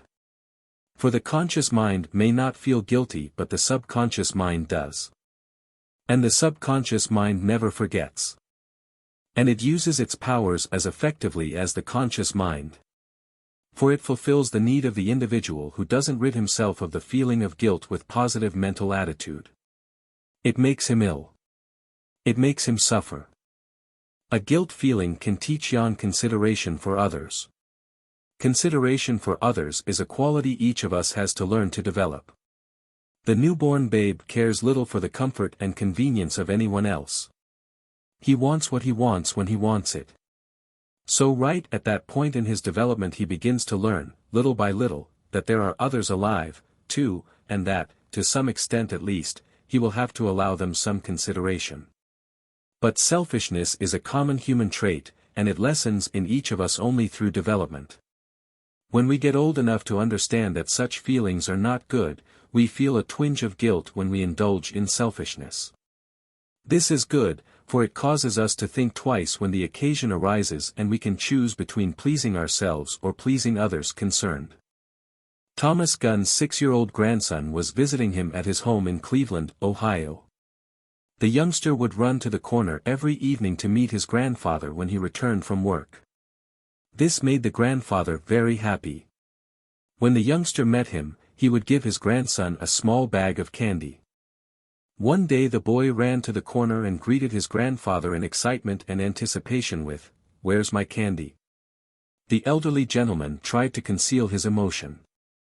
"Did you meet me every evening?" he hesitated before continuing, "just for a bag of candy?" The boy was handed the small bag that his grandfather had taken out of his pocket. Nothing more was said as they walked to the house. The child was hurt. He was unhappy. He didn't eat the candy. It didn't seem desirable anymore. He had injured someone whom he loved.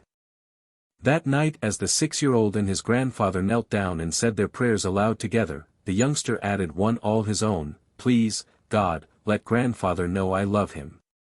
The boy's unhappiness and remorse because of what he had done were good. Why? Because they forced him to take action to get rid of that guilt feeling and make amends for what he had done. To get rid of that guilt feeling, make amends. Feelings of guilt can arise from many varied causes. But a sense of guilt brings with it a feeling of indebtedness that must be reduced and eliminated. And this is very well illustrated by the story of the young doctor in Lloyd C. Douglas' novel The Magnificent Obsession. For you will recall that in that story the young man who is the hero felt that he owed the world a debt because his life had been saved at the cost of the life of a great brain surgeon who had been a real blessing to the world. But it was this feeling of debt which caused the young man to become a brain specialist equal in ability to the man whose life he felt he had taken. And from the diary of the man who had gone on, the young man learned a philosophy of life which caused him to develop a magnificent obsession. Thus, because of his guilt feeling, he too became a worthwhile person. Now every story is somebody's story. And every day in your daily newspaper you read somebody's story. Someone like Jim Voves whose life was saved in more ways than one because he responded to an irrevocable decision to get rid of his feeling of guilt. For he got into action. To get rid of that guilt feeling, get into action. Sometimes people get caught in a web of wrongdoing, and they seem to be unable to free themselves from it. For they give up trying.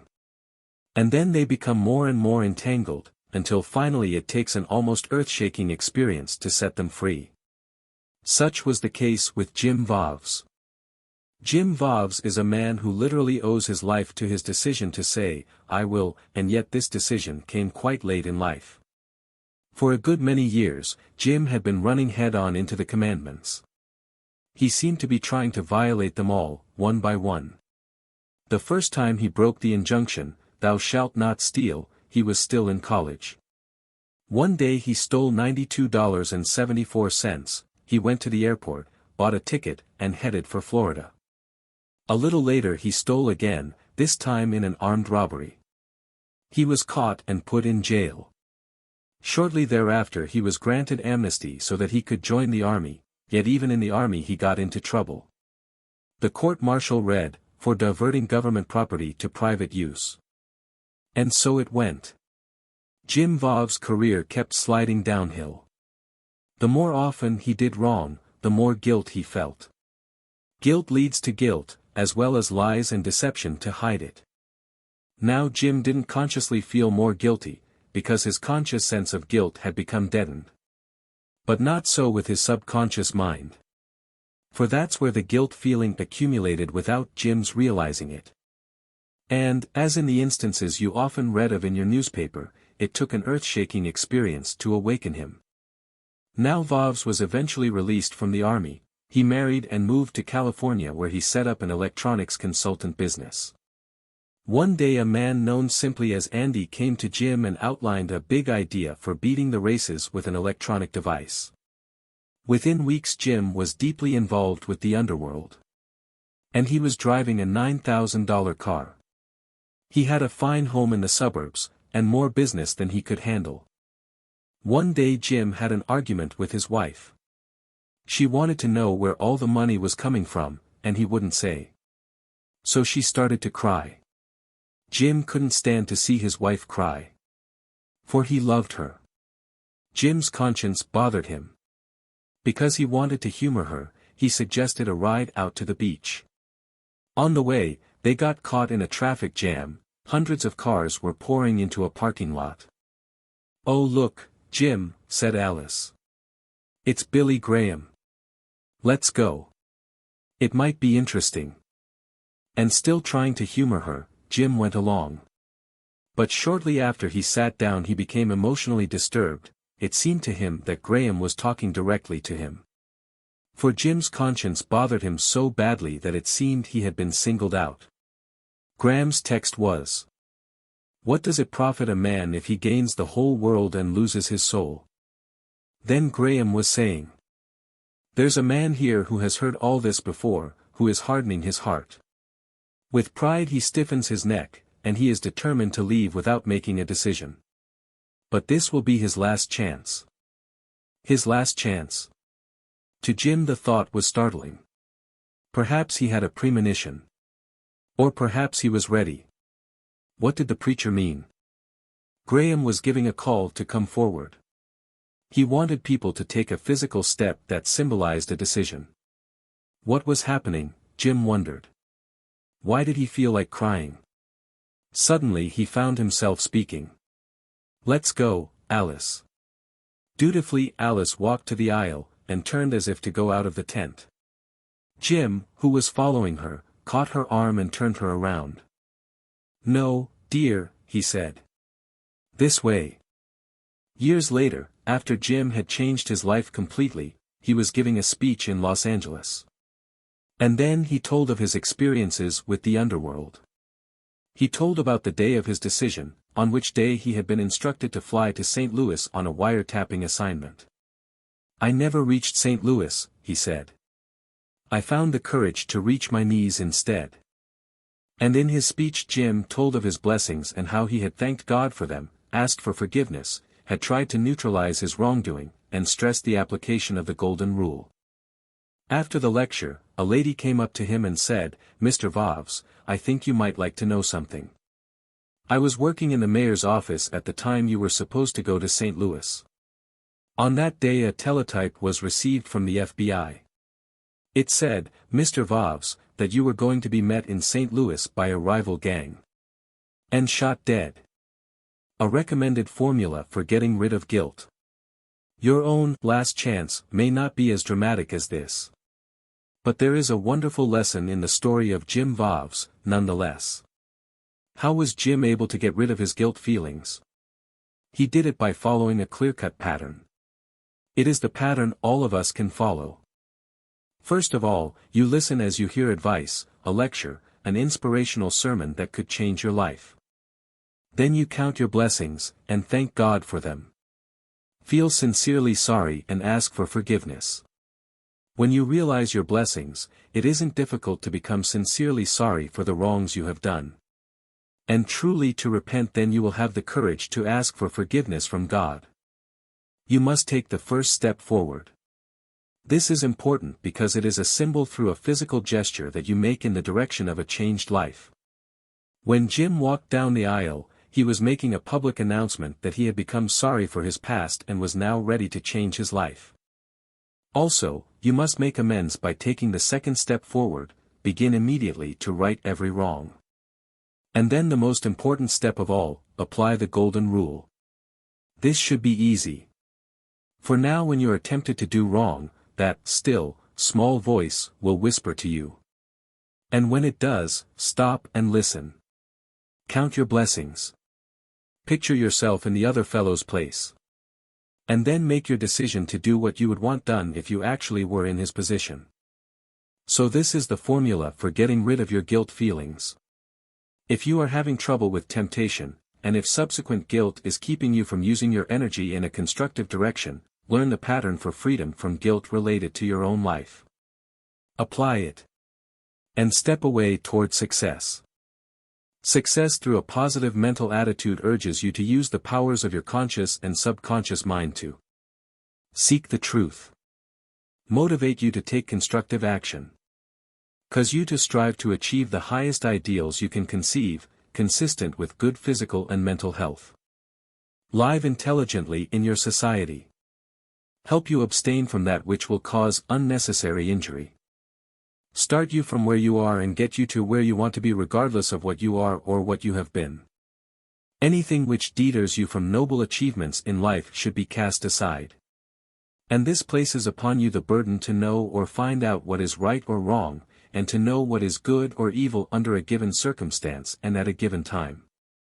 You are acquainted with the 10 Commandments, the Golden Rule, and other standards of good in the society in which you live. And it is for you to determine the standards which will guide you to your desired goals.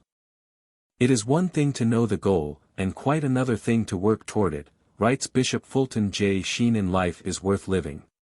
Choose your goals. Work toward them. Direct your thoughts, control your emotions, get into action, and you ordain your destiny. You can find the answer if you keep seeking it.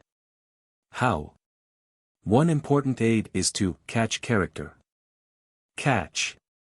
Character is something that is caught, not taught, was a thought-provoking quotation of Arthur Berger, former executive director of the Boys Clubs of Boston. It appeared in a Reader's Digest article entitled, 400,000 Boys Are Members of the Club. Catch has two distinct meanings: 1, affected by exposure to environment, often subconscious reaction, and 2, seize and hold, conscious action. One effective way to catch character is to place yourself or your children in an environment that will develop desirable thoughts, motives, and habits. If your selected environment is not sufficiently effective after a reasonable time, make substitutions and changes. But character can also be taught. And if parents would devote more time to teaching character, both by precept and example, their children would catch and learn this admirable quality so necessary for success. What makes a delinquent? E. Bauermeister, former supervisor of education at the California Institution for Men at Chino, California, says, "Our youngsters need the guidance in choosing right from wrong which they should receive at home. When we start talking about juvenile delinquency, we should rename it and put the responsibility where it belongs." We have a case of parent delinquency in America today. Parents are not assuming the obligations and responsibilities that are theirs. Everyone has been born with a potential of good character. J. Edgar Hoover made this statement: "You can read volumes upon volumes as to the cause of crime, but crime is literally caused by the lack of one thing, a feeling of moral responsibility on the part of people. And the reason the people lack a feeling of moral responsibility is because they lack a guilt feeling. Thus they do not develop their own characters, for their conscience is dulled and doesn't guide them. And from their faulty unmoral and immoral characters their children can neither catch nor learn character.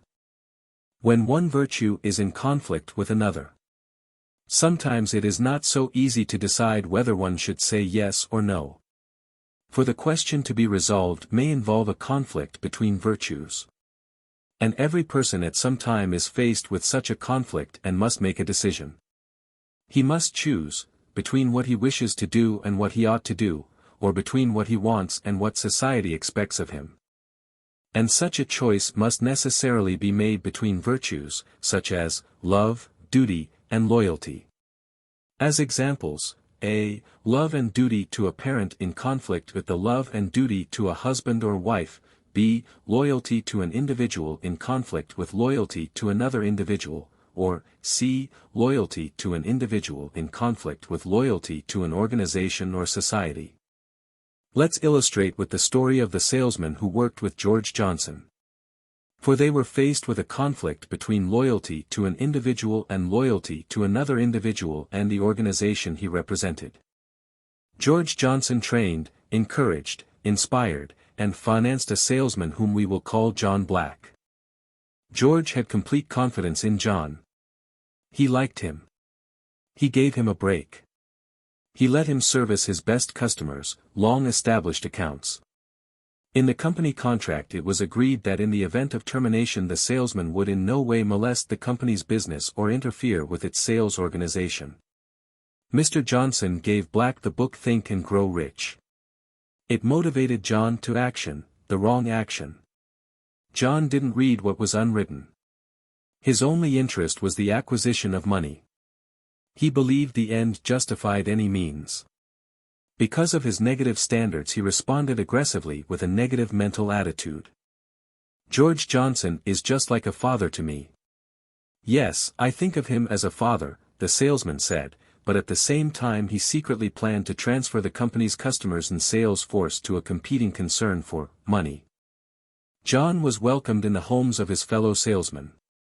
For they were unaware of his thoughts or plans. When he called at their homes he relied upon the honesty and decency of the individuals to live up to a promise and not to betray his secret. He would ask, "How would you like to double your earnings? How would you like to have greater security?" The response would be, "Sounds good. What's it all about?" Black would answer, "I don't want anyone to upset the apple cart, therefore, I'll tell you only if you promise me on your honor not to tell anyone. Do you make a solemn promise?" When the answer was yes, he endeavored to entice them over to the competing organization. He tried to neutralize their pangs of conscience by referring to real or imaginary dissatisfactions. The other salesmen were on the spot.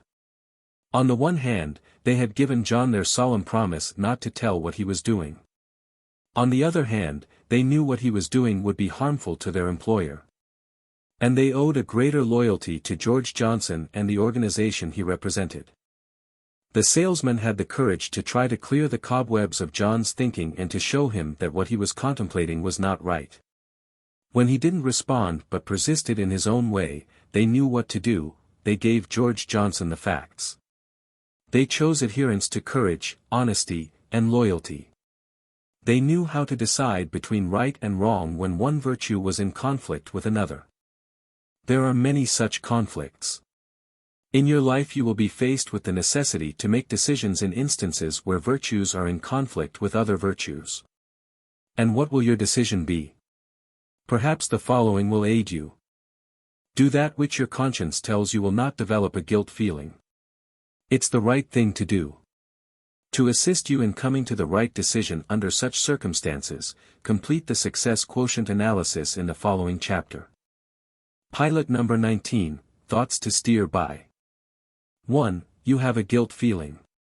That's good. But get rid of that guilt feeling. 2. To get rid of that guilt feeling, make amends. 3. A recommended formula to help you get rid of guilt is A. Listen to advice, a lecture, sermon, etc., and relate and assimilate the principles. B. Count your blessings and thank God for them. C. Then become truly sorry for your wrongdoings. True sorrow necessarily incorporates a sincere decision to stop the wrongdoing. D. Take the first step forward, acknowledge your guilt and your intention to make amends. E. Make amends insofar as you are able. F. Memorize, understand and try to apply the golden rule in your dealings with others. For anything which deters you from noble achievements in life should be cast aside. 5. Character can be caught and taught. 6. What do you do when two virtues are in conflict with one another? 7. The burden is upon you to find what is right or wrong, and to know what is good or evil under a given circumstance and at a given time. One of the best ways to learn is to expose yourself with regularity to a religious environment, and to seek divine guidance daily. You have a guilt feeling, that's good. But get rid of that guilt feeling. Success Through a Positive Mental Attitude, by Napoleon Hill and W. Clement Stone, 1959. Chapter 20, Now it's time to test your own success quotient. You have read all but the last 3 chapters of Success Through a Positive Mental Attitude. And now would be a good time to take a look at your own mental attitude. And you can do this for yourself. But before you do, we want you to know our attitude is. The burden of teaching is upon the person who wants to teach. And with whom does the burden of learning lie? Perhaps J. Milburn Smith has the answer. Now J. Milburn Smith rose from assistant to the office boy to president of the Continental Casualty Company of Chicago. He told us. The burden of learning is on the person who wants to learn, not on the person who wants to teach. And he also said, a have-not is a person who believes that an idea is not good for him unless he himself originates it. And I say, copy from Success. Everything I have done I have borrowed from another person or business. And he continued. Be respectful and listen to those who have experience. For the experienced man had something I wanted. And that's why I associated with older and successful men. For I took what they had, the good, their knowledge and experience, but not their weaknesses. And then I added this to what I had. Thus I profited even by their mistakes as well as my own. To learn one must pay the price. And I was willing to pay it, for I was not taught. I learned. Knowledge. You must seek it out. Copy from Success, says J. Milburn Smith. And you can begin by asking yourself some questions. Am I willing to pay the price? Am I willing to take the good, the knowledge and the experience, but not the weaknesses of the men I have read about in this book? And if your answer is yes, then we have a suggestion that we know will help you. But let's first remind you that as you have read the pages of this book, you have frequently been called upon to answer questions about yourself. And although these may have appeared to have been simple questions, in reality, is there anything harder than to evaluate oneself correctly? Know thyself is probably the most difficult admonition ever given to man. And to assist you to know thyself, the authors have prepared a personal analysis questionnaire which has helped many men and women to do this more satisfactorily. You have already taken many tests: intelligence, aptitude, personality, vocabulary, and all the rest. But this one is different. We call it your success quotient analysis. And it is based on the 17 success principles which have been responsible for the worthwhile achievements of the world's outstanding leaders in all fields. It has many purposes. To direct your thoughts in desired channels. To crystallize your own thinking. To indicate your present position on the road to success. To encourage you to decide exactly where you want to be. To measure your chances of reaching your desired destination. To indicate your present ambitions and other characteristics. To motivate you to desirable action with positive mental attitude. Our suggestion. And now our suggestion is that you immediately try to answer the following success quotient analysis, thoughtfully and truthfully, to the best of your ability. Try not to fool yourself. For this test will be valid only if you answer every question with the truth as you now see it. Success quotient analysis. 1. Definiteness of purpose. A. Have you decided upon a definite major goal in life? B. Have you set a time limit for reaching that goal? C. Do you have specific plans for achieving your goal in life? D. Have you determined what definite benefits your goal in life will bring you? 2. Positive mental attitude. A. Do you know what is meant by a positive mental attitude? B. Do you control your mental attitude? C. Do you know the only thing over which anyone has complete power of control? D. Do you know how to detect a negative mental attitude in yourself and others? E. Do you know how to make positive mental attitude a habit? 3. Going the extra mile. A. Do you make a habit of rendering more and better service than you are paid for? B. Do you know when an employee is entitled to more pay? C. Do you know of anyone who has achieved success in any calling without doing more than he was paid to do? D. Do you believe anyone has a right to expect an increase in salary unless he is doing more than he is paid for? E. If you were your own employer, would you be satisfied with the sort of service you are now rendering as an employee? 4. Accurate thinking. A. Do you make it your duty constantly to learn more about your occupation? B. Is it your habit to express opinions on subjects with which you are not familiar? C. Do you know how to find the facts when you need knowledge? 5. Self-discipline. A. Do you hold your tongue when angry? B. Is it your habit to speak before you think? C. Do you lose your patience easily? D. Are you generally even-tempered? E. Is it your habit to allow your emotions to overpower your reason? 6. The mastermind. A. Are you influencing other people to help you attain your goal in life? B. Do you believe that a person can succeed in life without the aid of others? C. Do you believe a man can easily succeed in his occupation if he is opposed by his wife or other members of his family? D. Are there advantages when an employer and an employee work together in harmony? E. Are you proud when a group to which you belong is praised? 7. Applied faith. A. Do you have faith in infinite intelligence? B. Are you a person of integrity? C. Do you have confidence in your ability to do what you decide to do? D. Are you reasonably free from these 7 basic fears? 1. Fear of poverty. 2. Fear of criticism. 3. Fear of ill health. 4. Fear of loss of love. 5. Fear of loss of liberty. 6. Fear of old age. 7. Fear of death. 8. Pleasing personality. A. Are your habits offensive to others? B. Is it your habit to apply the golden rule? C. Are you liked by those with whom you work? D. Do you bore others? 9. Personal initiative. A. Do you plan your work? B. Must your work be planned for you? C. Do you possess outstanding qualities not possessed by others in your line of work? D. Is it your habit to procrastinate?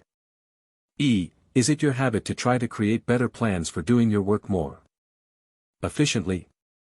10. Enthusiasm. A. Are you an enthusiastic person? B. Do you direct your enthusiasm toward carrying out your plans? C. Does your enthusiasm overpower your judgment? 11. Controlled attention. A. Is it your habit to concentrate your thoughts on what you are doing? B. Are you easily influenced to change your plans or your decisions? C. Are you inclined to abandon your aims and plans when you meet opposition? D. Do you keep working regardless of unavoidable distractions? 12. Teamwork. A. Do you get along harmoniously with others? B. Do you grant favors as freely as you ask them? C. Do you have frequent disagreements with others? D. Are there great advantages in friendly cooperation among coworkers? E. Are you aware of the damage one can cause by not cooperating with coworkers? 13. Learning from defeat. A. Does defeat cause you to stop trying? B. If you fail in a given effort, do you keep trying? C. Is temporary defeat the same as failure? D. Have you learned any lessons from defeat? E. Do you know how defeat can be converted into an asset that will lead to success? 14. Creative vision. A. Do you use your imagination constructively? B. Do you make your own decisions? C. Is the man who only follows instructions always worth more than the man who also creates new ideas? D. Are you inventive? E. Do you create practical ideas in connection with your work? F. When desirable, do you seek sound advice? 15. Budgeting time and money. A. Do you save a fixed percentage of your income? B. Do you spend money without regard to your future source of income? C. Do you get sufficient sleep each night? D. Is it your habit to employ spare time studying self-improvement books? 16. Maintenance of sound health. A. Do you know 5 essential factors of sound health? B. Do you know where sound health begins? C. Are you aware of the relation of relaxation to sound health? D. Do you know the 4 important factors necessary for the proper balancing of sound health? E. Do you know the meaning of hypochondria and psychosomatic illness? 17. Using cosmic habit force as it pertains to your personal habits. A. Do you have habits which you feel you cannot control? B. Have you recently eliminated undesirable habits?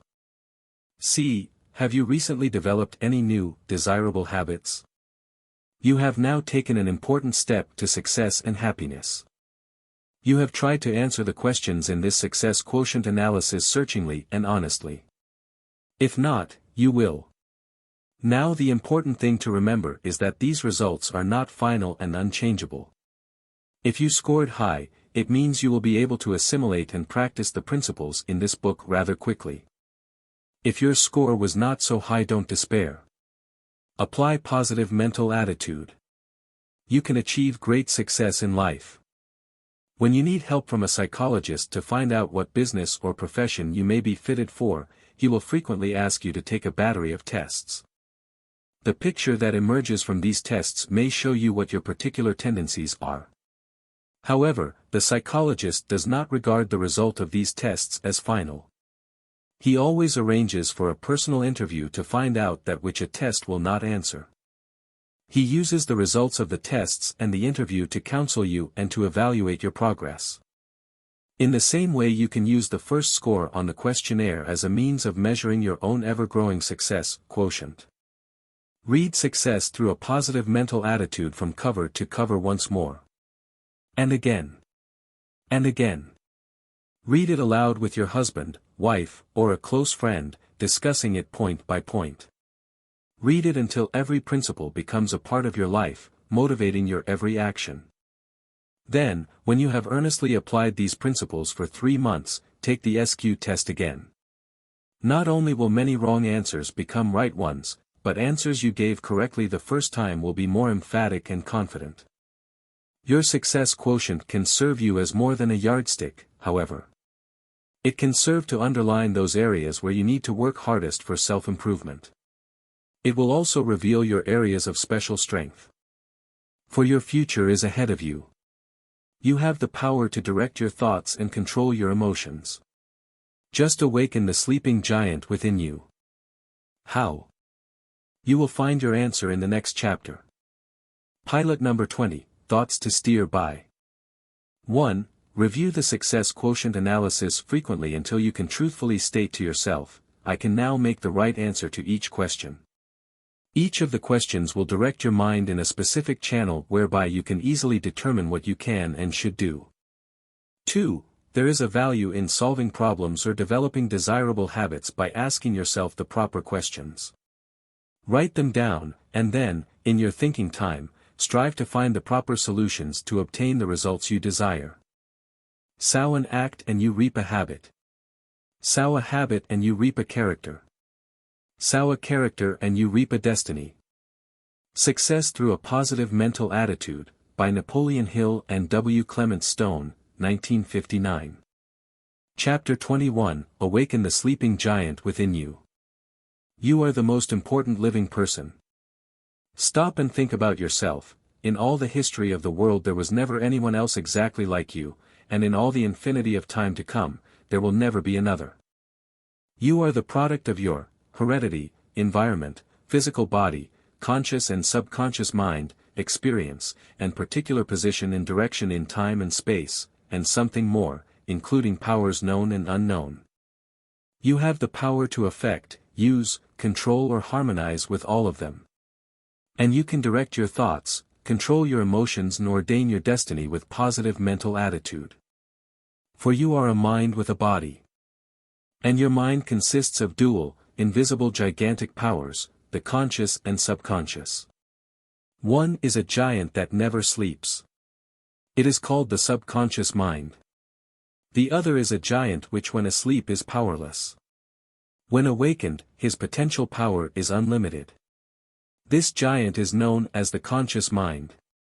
When the two work in harmony, they can affect, use, control or harmonize with all known and unknown powers. What wouldst thou have? What wouldst thou have? I am ready to obey thee as thy slave, I and the other slaves of the lamp, said the genie. Awaken the sleeping giant within you. It is more powerful than all the genii of Aladdin's lamp. The genii are fictional. Your sleeping giant is real. What wouldst thou have? Love? Good health? Success? Friends? Money? A home? A car? Recognition? Peace of mind? Courage?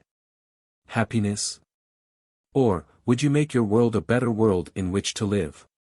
The sleeping giant within you has the power to bring your wishes into reality. What wouldst thou have? Name it and it's yours. Awaken the sleeping giant within you. How? Think. Think with a positive mental attitude. Now the sleeping giant, like the genie, must be summoned with magic. But you possess this magic. The magic is your talisman, with the symbols positive mental attitude on one side and negative mental attitude on the other. The characteristics of positive mental attitude are the plus characteristics symbolized by such words as faith, hope, honesty, and love. You are launched on a great journey. We have called the resumes at the end of the chapters pilots. That is because you are going somewhere. You are not standing still. You are on your way through rough and often unfamiliar waters. To reach the end of your journey successfully, you will need many of the skills of the navigator. As the compass of a ship is affected by disturbing magnetic influences, requiring the pilot to make certain allowances in order to keep the vessel on its right course, so you must take account of the powerful influences affecting you as you navigate through life. A compass is corrected to give true readings regardless of variation and deviation. The same applies to life where the variations are environmental influences. And the deviations are the negative attitudes within your own conscious and subconscious mind. You must correct these deviations as they occur in your plotting. Ahead of you may be disappointments, adversities, and dangers. These are the rocks and hidden shoals past which you must sail on your course. And this you can do when your compass is compensated for variation. For if you are aware of the coral reefs and tides, you can capitalize on each. You can select the environmental influence of the light of a lighthouse or sound of a buoy to steer a course that will bring you towards your destination without serious mishap. Now when plotting a course, you must rely upon the accuracy of your compass. Compensating the compass is not an exact science. A necessary safeguard is unceasing watchfulness on the navigator's part. It is possible, however, to correct a compass very effectively. Just as a magnetic needle is in direct line with the north and south magnetic poles, so when your compass is compensated, you will automatically react in line with your objective, your highest ideal. And the highest ideal of man is the will of God. This book will now go with you on your journey to success. Success through a positive mental attitude will bring you success, wealth, physical, mental and spiritual health, and happiness when you react favorably to it. Remember what Andrew Carnegie said. Anything in life worth having is worth working for. Awaken the sleeping giant. In the next chapter entitled, The Amazing Power of a Bibliography, you will discover the art of reading an inspirational book in a manner that will help you to awaken the sleeping giant within you. Pilot number 21, Thoughts to Steer by. 1. What wouldst thou have? Love. Good health. Success. Friends. Money. A home. A car. Recognition. Peace of mind. Courage. Happiness. Or would you make your world a better world in which to live? 2. Name it and it can be yours, if you learn and employ the principles found in this book that are applicable to you. 3. Think. Think with a positive mental attitude. And follow through with desirable action. 4. Compensate your compass to avoid dangers and thus arrive safely at your chosen destination. 5. The highest ideal of man is the will of God. 6. Awaken the sleeping giant within you. Awaken the sleeping giant within you. Success through a positive mental attitude, by Napoleon Hill and W.ClementStone, 1959. Chapter 22, The Amazing Power of a Bibliography. This chapter is a bibliography. And this bibliography has amazing potential power. For within it may lie the hidden button which pushed can be used to unleash the power within you, the untapped, and used vast resources that you alone possess. And we hope it will start a chain reaction that will help you in achieving true success. For if you want to motivate yourself and others, say it with a book. Say it with a book. In Success Through a Positive Mental Attitude, the authors have used a technique that has proved exceedingly effective in their writings, lectures, and counseling service. We recommend self-help books which experience has proved cause a desirable and positive reaction in the reader. Now in the 20th century, America has been particularly fortunate in developing a group of authors who have the unique talent to write in a manner that sows seeds of thought which motivate those who are searching for self-improvement to find it. The reader reacts with desirable action. While some of the books we recommend are out of print, the universal truths contained in them are just as true today as the day they were written. And such books can be obtained from used bookstores or rented from your library. Again, we urge you to read, study, understand, and apply the principles in inspirational, self-help action books, magazines and newspaper articles. Read everything you can find about those who had successful careers in your own field to determine what principles you can use to succeed. Also read success stories about people in other kinds of work and find the common denominator, the principle involved. Share with others a part of what you possess that is good and desirable, an inspirational, self-help action book, article, editorial or poem. Now, that's what Nate Lieberman has done. For many years he was a manufacturer's representative. He had a magnificent obsession. Over a period of years, he shared thousands of inspirational books with his friends. And it was Nate Lieberman who made Emerson and Mr. Stone close friends with a gift of Emerson's essays. And likewise he introduced him to the authors of Suggestion and Autosuggestion, The Law of Psychic Phenomena and Invention and the Unconscious, and many more. Now this sharing of ideas and ideals is a marvelous thing, you give them away and still keep them for yourself, too. Brownie Wise knew this. Brownie needed to support herself and her son, who was ill. Her meager salary wasn't enough to pay for her son's medical care.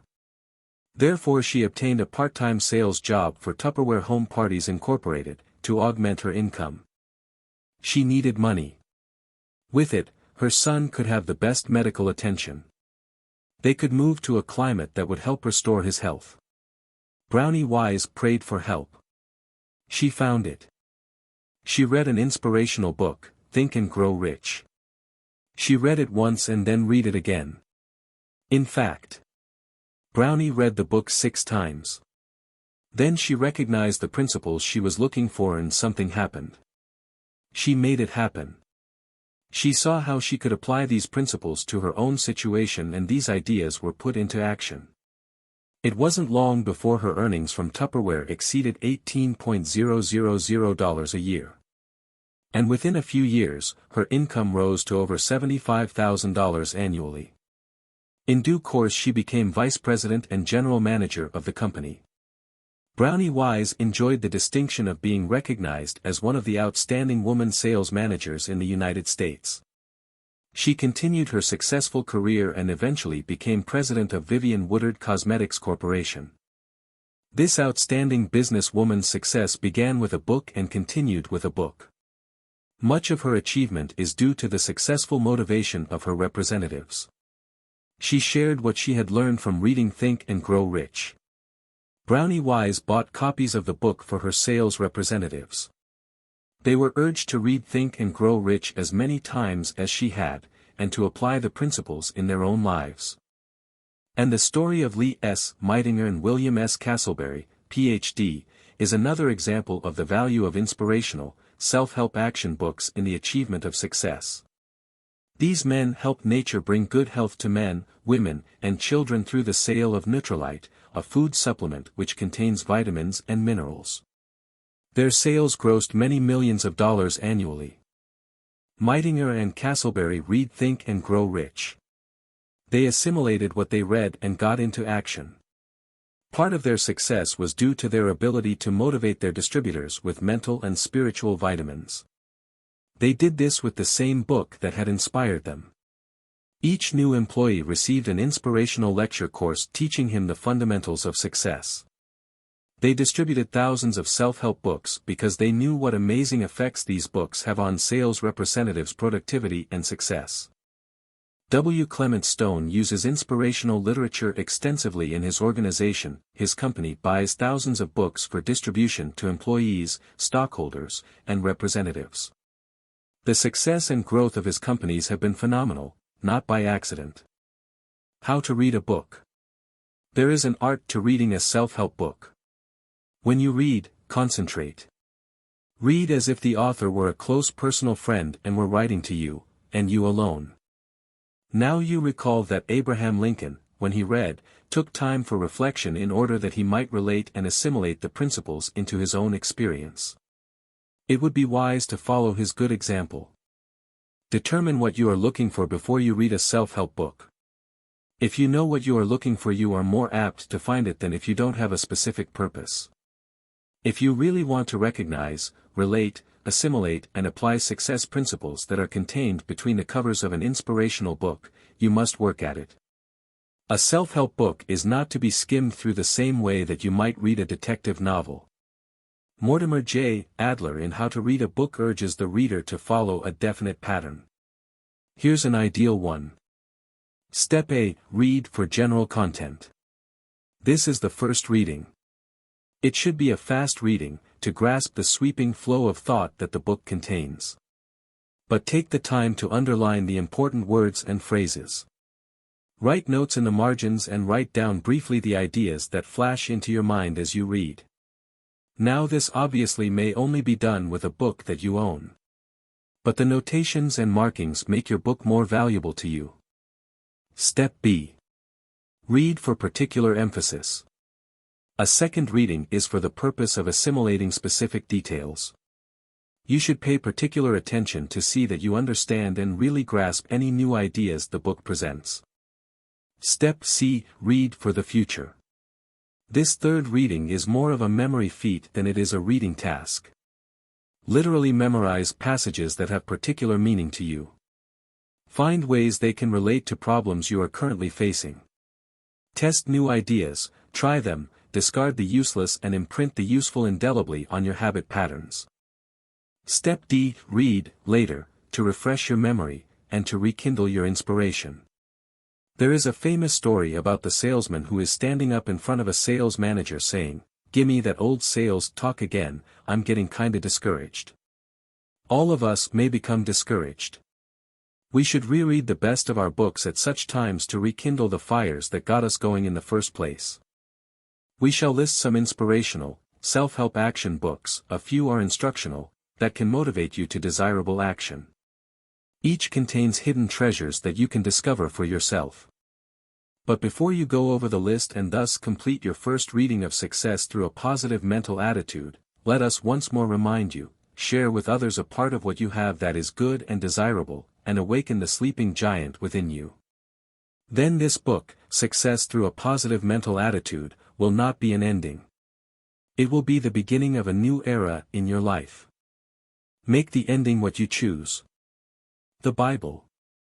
A. Let us walk honestly, as in the day, not in rioting and drunkenness, not in chambering and wantonness, not high strife and envying.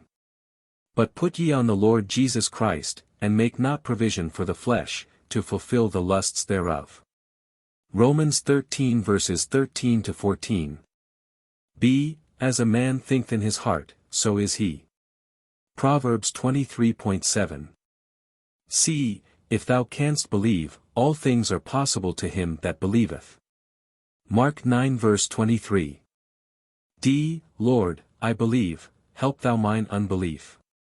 Mark 9 verse 24. E. According to your faith be it unto you. Matthew 9 verse 29. F. Faith without works is dead. James 9 verse 20. G. What things soever ye desire, when ye pray, believe that ye receive them, and ye shall have them. Mark 11 verse 24. H. If God be for us, who can be against us? Romans 8 verse 31. I. Ask and it shall be given you, seek and ye shall find, knock and it shall be opened unto you. Matthew 7 verse 7. J. Naked, and ye clothed me, I was sick and ye visited me, I was in prison, and ye came unto me. Matthew 25 verses 31 to 35. K. Go ye into all the world. Mark 16 verse 15. 1. For the good that I would I do not, but the evil which I would not, that I do. Romans 7 verse 19. M. For what I would, that I do not, but what I hate that I do. Romans 7 verse 15. N. Silver and gold have I none, but such as I have I give thee. Acts 3 verse 6. O. The love of money is the root of all evil. 1 Timothy 6 verse 10. P. Thou shalt not steal. Exodus 20 verse 15. Books for further reading. 1. Adler, Mortimer, How to Read a Book. 2. Alger, Horatio, Robert Coverdale's Struggle. 3. Baudouin, Charles, Suggestion and Autosuggestion. 4. Beatty, John, Luther Burbank, Plant Magician. 5. Betker, Frank, How I Raised Myself from Failure to Success in Selling. 6. Beanstalk, Lewis, The Power of Faith. 7. Brandy, Dorothea, Wake Up and Live. 8. Brazier, Mary, The Electrical Activity of the Nervous System, a textbook for students. 9. Bristol, Claude, The Magic of Believing. 10. Bristol, Claude, TNT, Power Within You. 11. Burbank and Hall, Training of the Human Plant. 12. Campbell, Walter S., Writing, Advice and Devices. 13. Carnegie, Andrew, Autobiography of Andrew Carnegie. 14. Carnegie, Dale, How to Win Friends and Influence People. 15. Clark, Edwin Levitt, The Art of Straight Thinking. 16. Klassen, George S., The Richest Man in Babylon. 17. Collier, Robert, Secret of the Ages. 18. Colson, Charles, Born Again. 19. Copey, Irving, Introduction to Logic. 20. Koo, Emile, Self-Mastery Through Conscious Autosuggestion. 21. Dakin and Dewey, Cycles. 22. Danforth, William H., I Dare You. 23. Dewey, Edward R., Cycles, The Mysterious Forces That Trigger Events. 24. Day, Frederick, The Magic Story. 25. Douglas, Lloyd C., Magnificent Obsession. 26. Dumas, Alexander, The Question of Money. 27. Durant, Will, The Story of Philosophy. 28. Eddy, Mary Baker, Science and Health, with Key to the Scriptures. 29. Einstein, Albert, Essays in Science. 30. Eliot, Paul L., Physics, A Modern Approach. 31. Franklin, Benjamin, Autobiography of Benjamin Franklin. 32. Freud, Sigmund, An Outline of Psychoanalysis. 33. Gordon, Arthur Norman, Vincent Peale, Minister to Millions. 34. Hayakawa, S.I. Language in Thought and Action. 35. Hill, Napoleon, The Law of Success, Think and Grow Rich, How to Raise Your Own Salary, Science of Success Course. 36. Hudson, Thompson J., The Divine Pedigree of Man, The Law of Psychic Phenomena. 37. Hunter, Edward, Brainwashing. 38. James, William, Principles of Psychology. 39. Jones, Francis, The Life Story of Thomas A. Edison. 40. Jones, Jim, If You Can Count to 4. 41. Kobe, Martin J., Your Greatest Power. 42. Maltz, Maxwell, Psychocybernetics. 43. Mandino, Oji, The Greatest Salesman in the World. The Greatest Secret in the World, published by Frederick Fell Publishers Incorporated. 44. Martin, Orison Swett, Pushing to the Front. 45. Mills, Clarence, M.D., Climate Makes the Man. 46. Moutmasson, Joseph Marie, Invention and the Unconscious. 47. Moore, Robert E. Turn on the green lights in your life. 48. Newman, Ralph Abraham Lincoln, His Story in His Own Words. 49. Osborne, Alex F., Applied Imagination. Your Creative Power, published by Charles Scribner's Sons. 50. Overstreet, Harry, What We Must Know About Communism. 51. Packard, Vance, The Hidden Persuaders. 52. Peale, Norman Vincent, The Power of Positive Thinking. 54. Rhine, Joseph B., Parapsychology, New World of the Mind, The Reach of the Mind. 55. Rickover, Rear Admiral H.G., Education and Freedom. 56. Skainfeld, Umrem, The New You and Heredity. 57. Sheen, Monsignor Fulton J., Life is Worth Living. 58. Smiles, Samuel, Self-Help. 59. Stone, W. Clement, The Success System That Never Fails. 60. Sweetland, Ben, I Can, I Will. 61. Walker, Harold Blake, Power to Manage Yourself. 62. Walker, Mary Alice Venture of Faith. 63. Winkler, John K., John D., A Portrait in Oils. 64. Whitty, Dr. Paul Andrew, The Gifted Child. Pilot number 22, Thoughts to Steer By. 1. Like Brownie Wise, Meitinger and Castleberry, W. Clement Stone and many other managers of successful sales organizations, you can motivate yourself and others to desirable action with inspirational self-help books, books that can be evaluated by actual results achieved by the reader. 2. Brownie Wise found it necessary to read Think and Grow Rich 6 times before she recognized the principles that she could apply. Then something happened. She made it happen. Develop your mind power by studying success through a positive mental attitude as often as is necessary to understand how to achieve any desirable goal that doesn't violate the laws of God or the rights of your fellow men. 3. When you read an inspirational, self-help action book. A. Concentrate. B. Read as if the author were a close personal friend and were writing to you, and you alone. C. Know what you are looking for. D. Get into action, try the principles that are recommended. 4. Evaluate the book's success through a positive mental attitude by what you actually think and do to make yourself a better person, and to make your world a better world for you and others to live in. 5. You are a better person and your world will be a better world in which to live because you have read success through a positive mental attitude. Isn't that true? Succeed though positive mental attitude, you can if you really want to. Do you? The end.